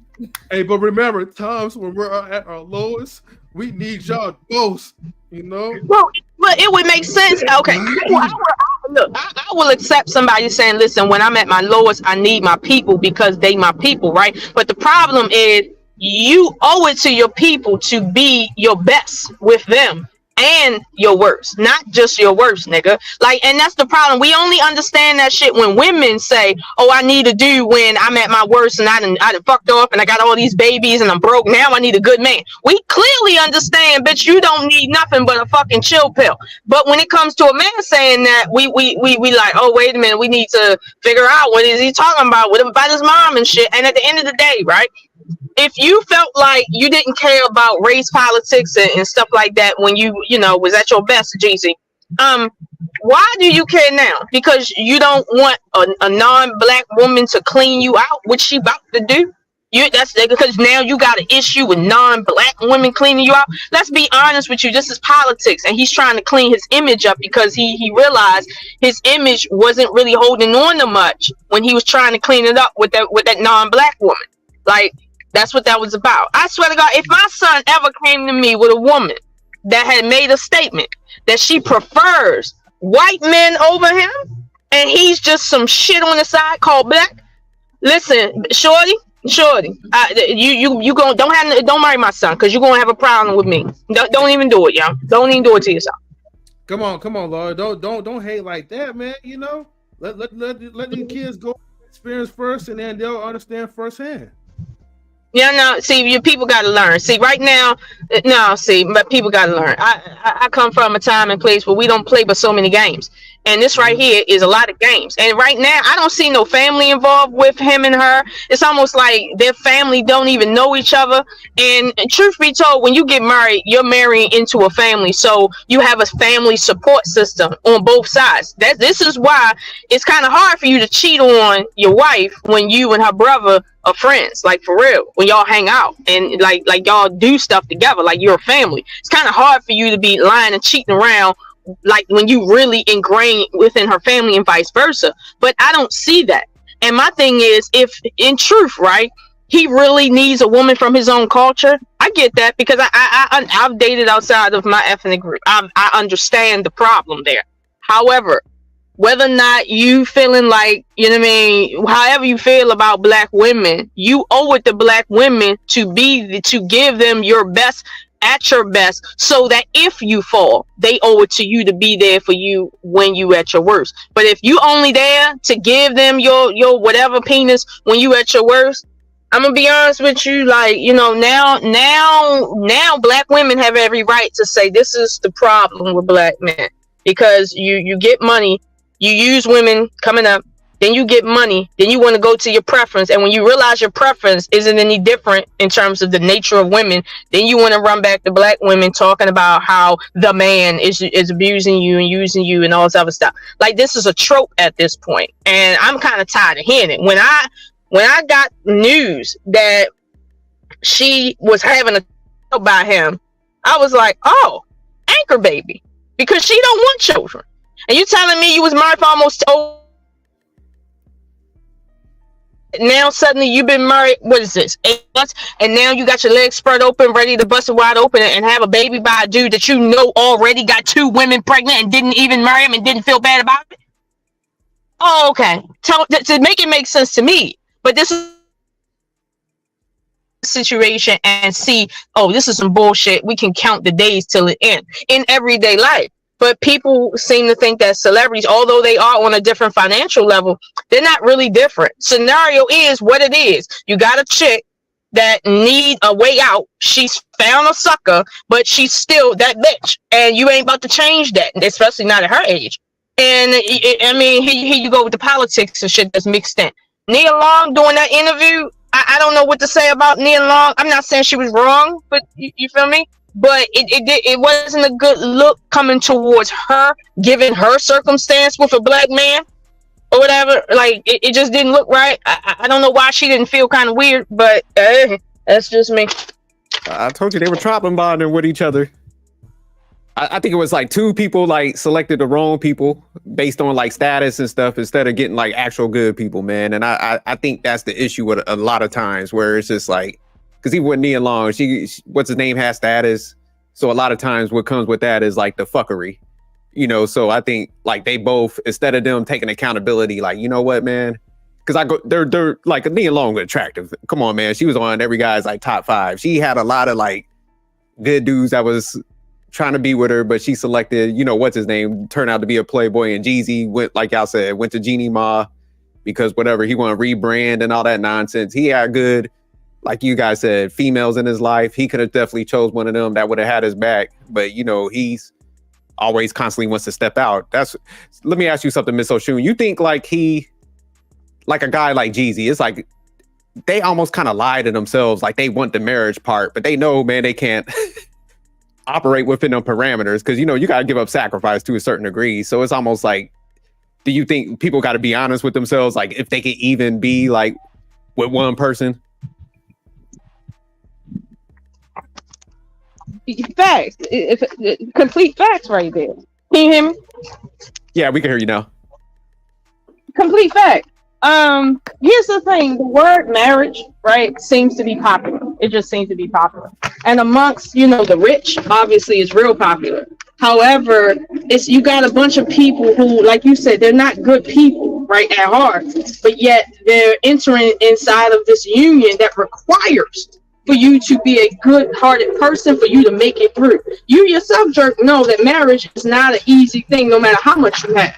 Period. You can have all the money in the world and still be at the same place that, you know, every other divorcee that had nothing is. Like, you know that. Yeah. So it's like, you know, again, people look up to celebrities because they think, oh my God, you know, they got so much money to splurge on each other, but nobody really looks at the actual people we're talking about and ask themselves, what kind of marriage is this behind the selfies? Like, what are we talking about here? Nobody really cares about that. But every time we turn around, we're looking at the same situation over and over again. Like it ain't even been 2 years, 24 months. They still should be in their honeymoon phase, but they going through counseling. And I have a question for the guys. So allegedly, one of Snowman's biggest issue being married to Jeannie Mai was the boundaries issues with her mother. Her mother lived at the house with them, and I guess, you know, he wasn't used to that, and you know, he was in his personal space and so forth. The mom was very involved in their marriage and so forth. How would you guys handle that, or would that have been an issue for either of you two? Oh hell yeah, that would have been an issue from the rip. Well, you know, because you should have a lot of people involved in your marriage. You know, I think that's the issue sometimes, and yeah, you got to establish culture, though. Sophisticated Jerk. But that's why you can't mess with certain cultures that don't line with you. You know, because like a lot of cultures, like you said, they have the family close by, which is understandable. But man, as like an American dude, I like my space, so I'm not even looking at like certain ones that operate in that manner, man. Because like you said, eventually it's gonna bump heads. You know, so I think a lot of times people just operate out of infatuation, where they're just like, I think I could tolerate that, instead of like really analyzing themselves. Like, there's no way in hell, like I have like people's family members living with me and stuff. So yeah, off the rip, it's just like certain things. This is like, hey, if you operate under that, I understand. I respect your culture, but I know I'm cussing everybody out in the house. You got like 7 people in there butting in my business. They all gonna get that work. They gonna get them verbal lashings. Yeah, man, I feel the same way. Like, I mean, come on, like, you know, especially like in black families, man, like, no, we don't want like no one's aunts, uncles, parents. We don't want nobody else in our business like that. We like to kind of keep our home sacred between us and our own immediate families. And I get it, like with other cultures, like they operate things differently, but this is America, you know.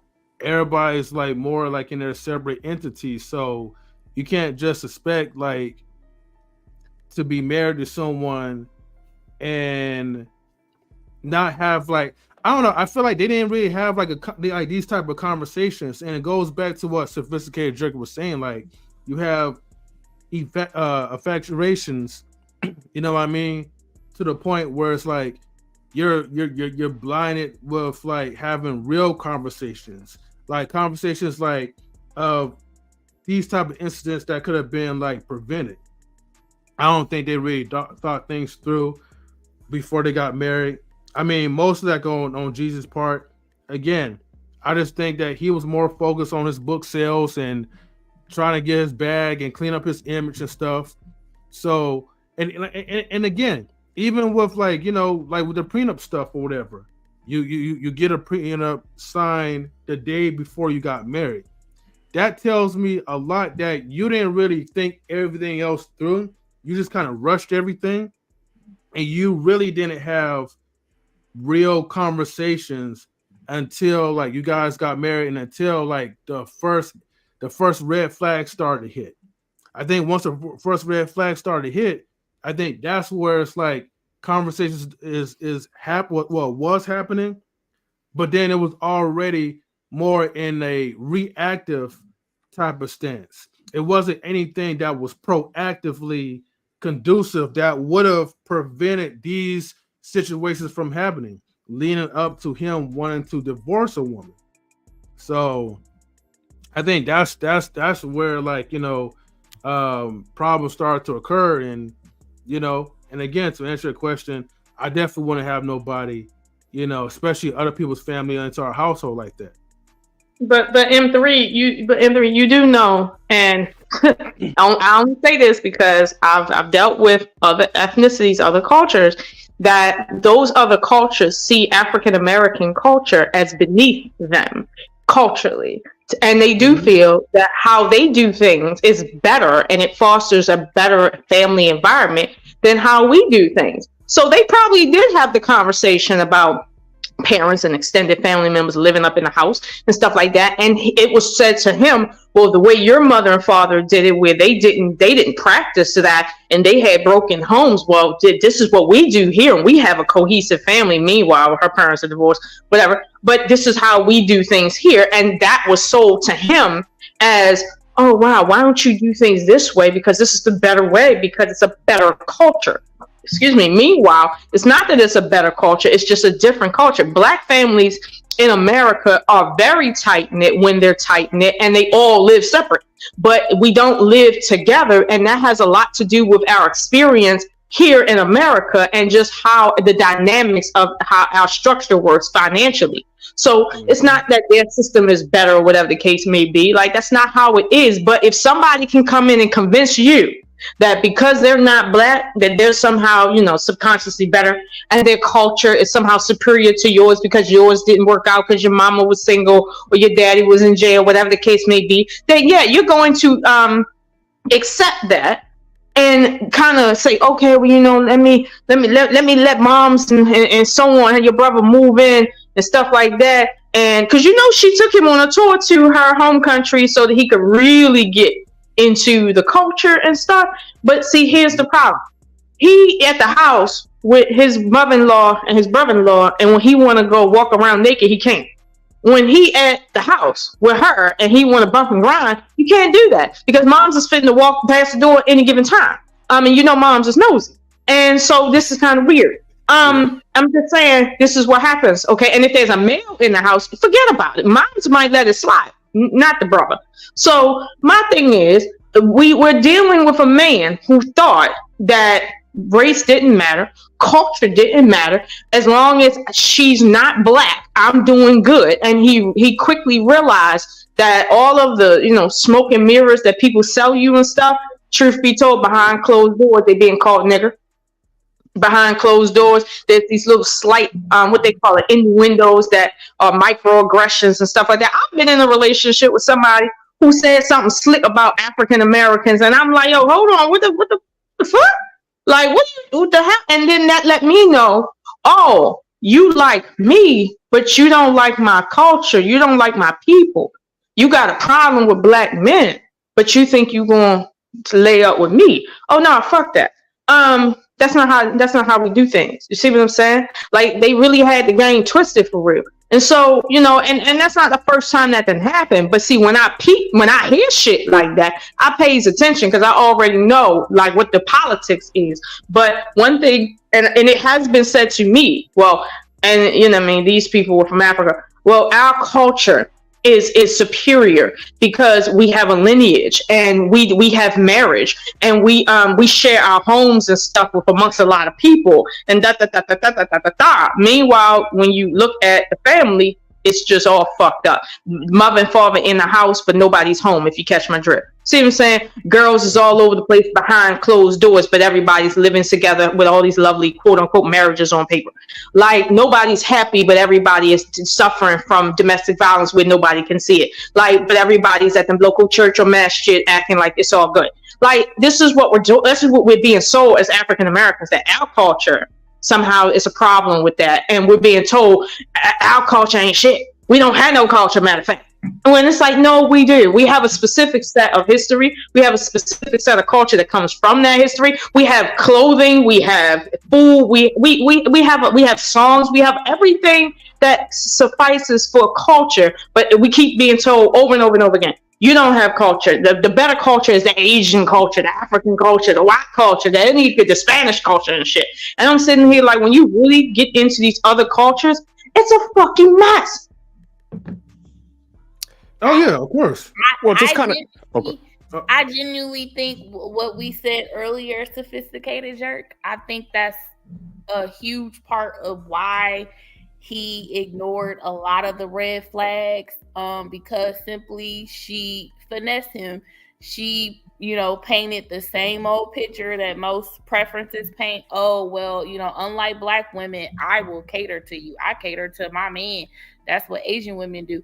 I'm gonna treat you like you're gonna be able to and I think he got pulled in that sector where he didn't pay attention to the cultural fact. He didn't pay attention to the contract. He didn't pay. Only thing he saw was, I'm gonna get treated like a king for the rest of my life, and I get to do, psych jokes on you. Well, here's the issue with Jeezy, man, and just listen to y'all because y'all had some great points, but he's just honestly not a masculine man. That's why he was able to be on that call with the interview with Nia Long, and he's blaming his mom because, like I said, it's like if you're like masculine and you actually have confidence, I would have been like, listen, I'm the snowman. I don't give a damn what y'all trying to sell me. Like, this is how we gonna operate it.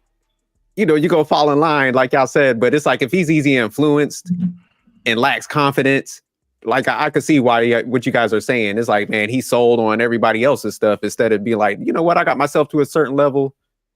Yeah, do I need to make some changes and stuff? But I got to have some growth, but I'm not going to sit there and be pulled in any direction. I'm not going to like you guys are saying, big up anybody else's culture over the stint of like ours. Like, can you take bits and pieces from everybody? Yeah, but you do that with anything that's like successful. You just look at it and you be like, hey, I like how they do this. Oh, I like how Oshun does this. I like how M3 does this. So when people fixate on other cultures and stuff like that, 9 times out of 10, man, they just don't have that confidence within. That's why they could be easily influenced. And like I said, like they bring the whole family in their house, trying to tell them on some stuff.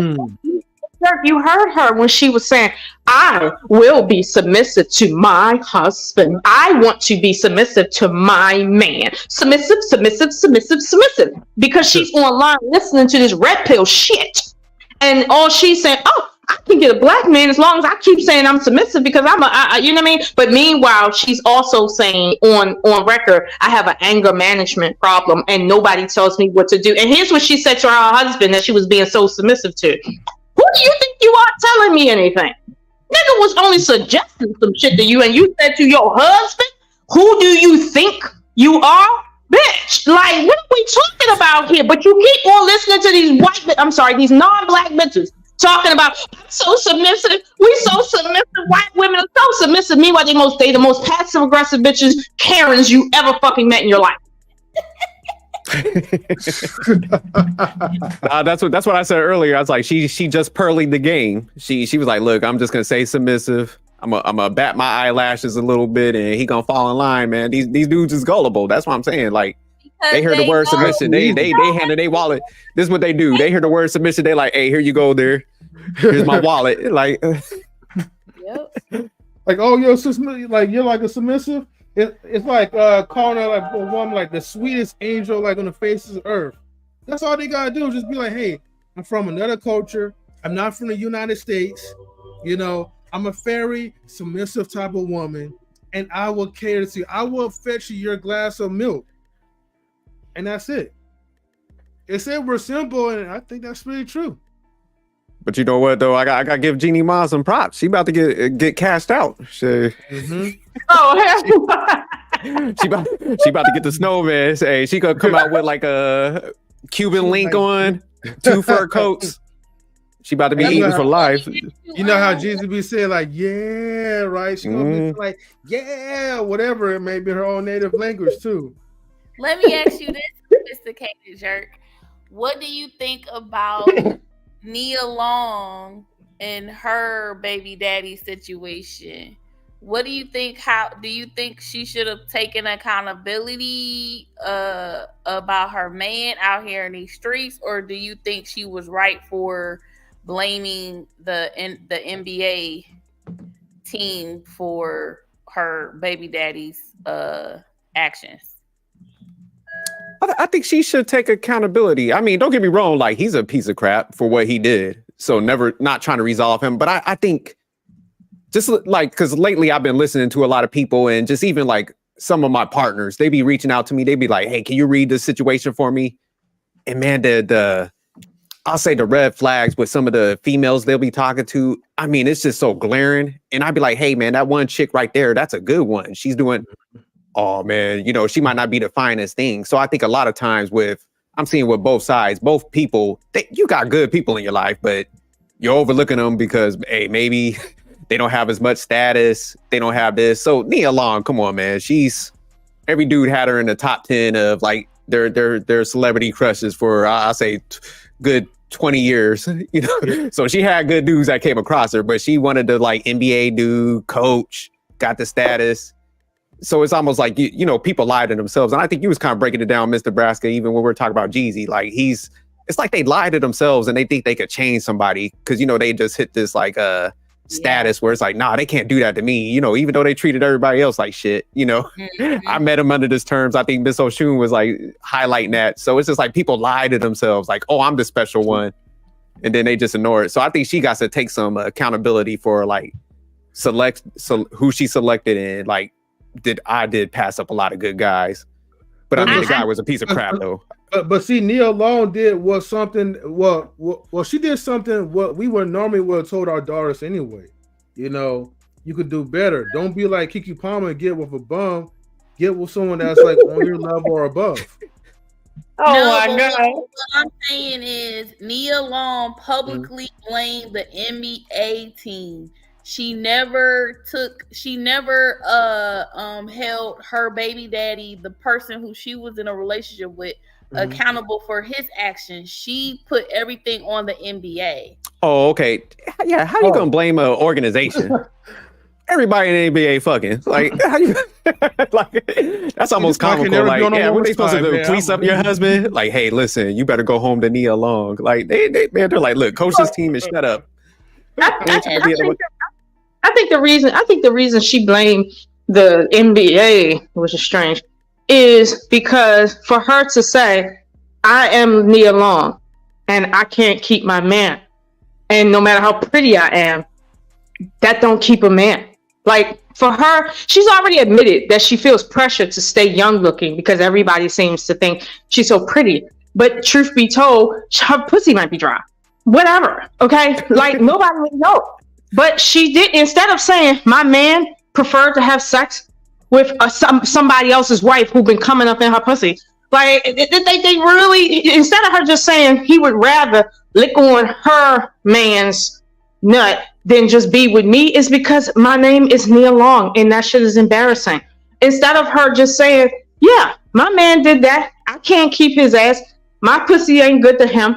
And it don't matter how good I look. Niggas ain't really checking for me like that. Not for real. Like she not gonna say that. Yeah, because she's gonna protect her brand. Plus by him doing that is disrespecting the brand. Nia Long herself, the name is the brand. So you gotta make your brand look good.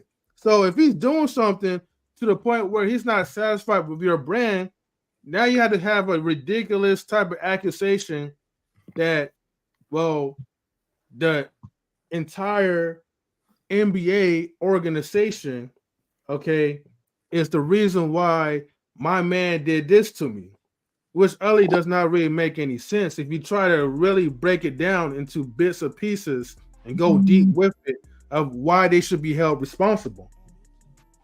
Yeah, it was definitely ego up in there. Nia brought up the whole race card. She was like, if I was a white woman, the NBA would have never put our business out there like that. That is so disrespectful. That's tripping on that one. Yeah.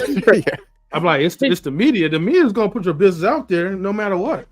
And I'm like, first of all, that's his employer. His employer owes you nothing. Your man owes you everything. You need to be talking to him.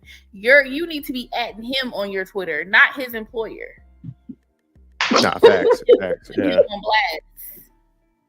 Yeah, she should be coming at him. Yeah, I don't understand the whole NBA aspect. It's like, man, they an organization. Like your man's the one out here doing this dirt. Like with another, because he was messing with somebody that worked along with the organization's wife too. So he's just a all around scumbag. You know what I'm saying? So it's like, how do you blame an organization for his like lack of discipline? When here you have Tiana Taylor, she's way younger than Nia Long, and she handled her situation, better than Nia Long did. What she do? I don't know her. She's a singer, and her husband. She be in Tubi movies. I think he was a basketball player at one point. Yeah, he was a NBA player. So they just recently got divorced. But yeah, she's been in some like Tubi movies. They're not divorced yet, but yeah, it came out that he was cheating, and she definitely made him accountable, but she did it in a very classy, professional way. I think Nia Long should take notes from Tiana Taylor.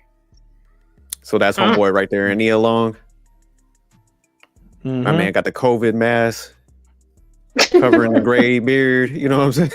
You gotta protect yourself against the thoughts, though. You know what I mean? But so she was like, he's tall, he's got status. She done skipped all over the brothers that was like would have been dedicated. Got with him, and my man. I mean, they would have been dedicated, but if they're broke, man, it probably wouldn't even really matter though. And then they were together for like 8-9 years, and the dude couldn't commit to you. Y'all have a whole kid together. That's what I'm saying, man. Like he's smashing somebody else's wife, his boss's wife. Are you? Okay. I don't want to use like this manosphere saying, right? Because most men, especially like in these YouTube spaces, will try to defend them on this and saying, well, black men don't cheat, but however, we tend to pretty much like exercise like our options.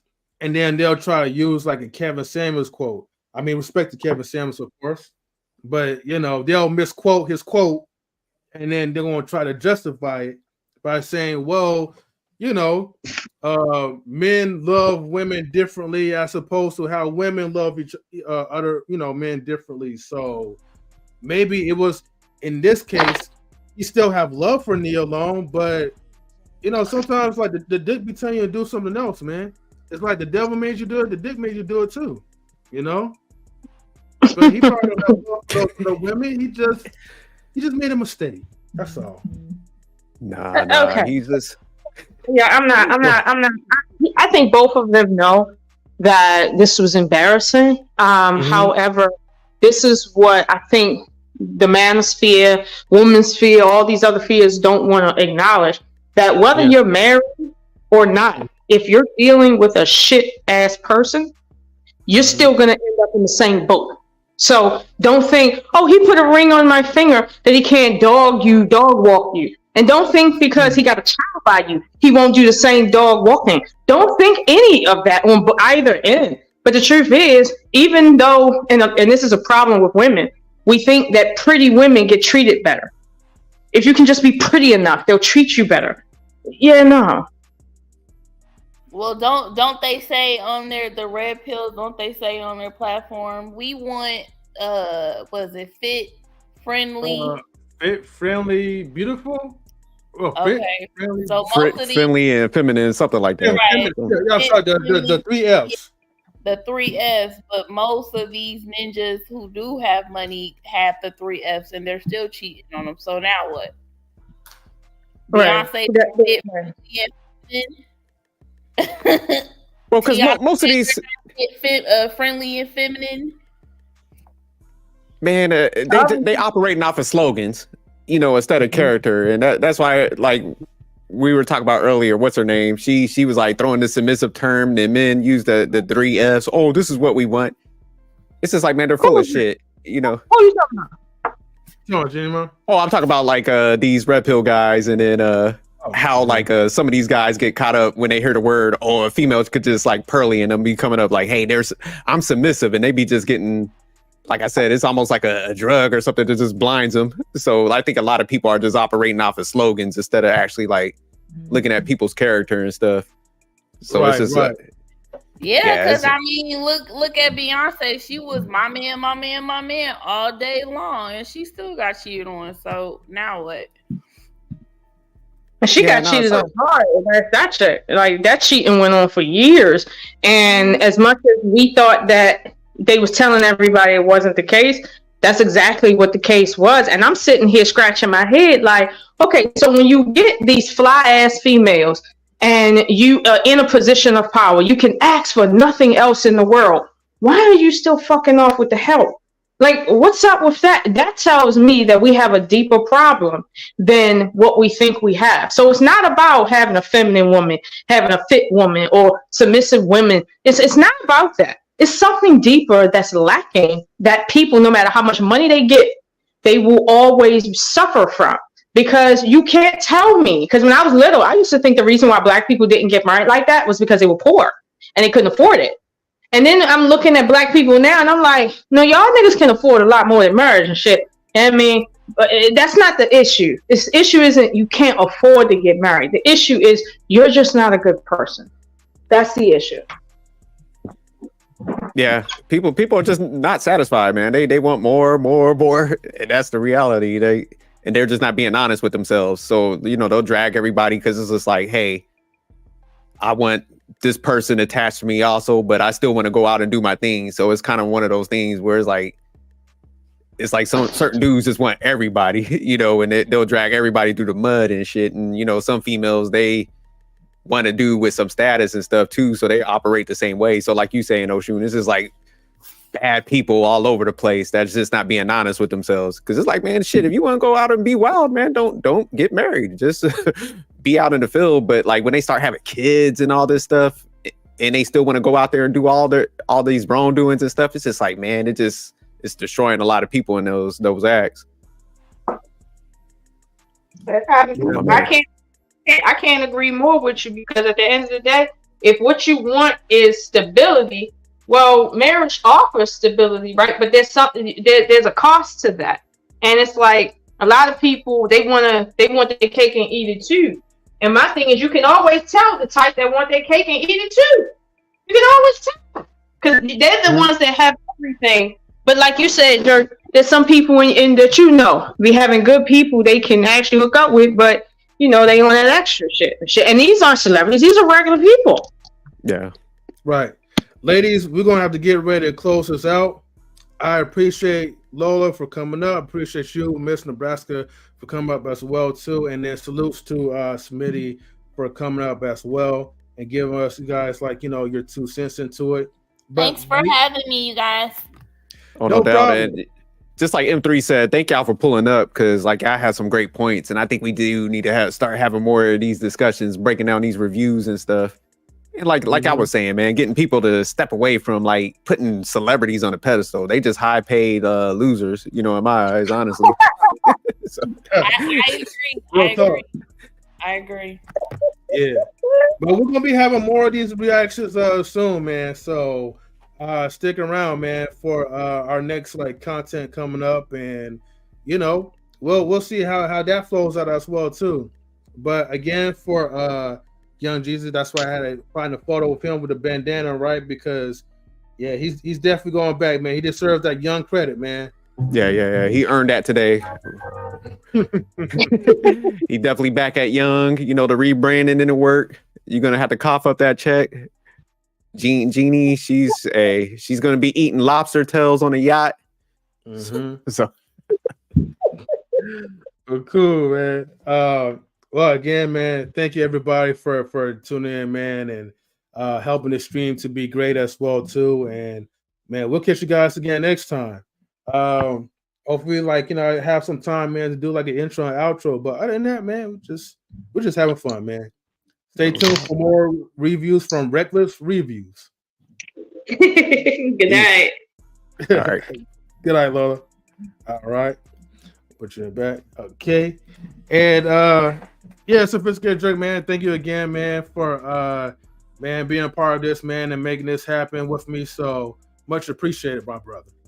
Oh, no doubt, man. Nah, this was fun, man. That's why I'm looking back, man. I love having these conversations, man, and we could put the humor to it, have fun, and still, have some intellectual stuff. So I think that's where most channels and stuff should try to migrate to. But hey, we'll take the lead on some of that. But definitely good tagging up with you guys and Miss Nebraska, Miss Oshun, like you said, Smitty pulling up. Manic coming in here, like I said, looking like he was part of New Edition and stuff. So I had a great time. yeah, definitely for sure, man. Well, until then, man, like we'll see you guys next time. You guys have a wonderful day.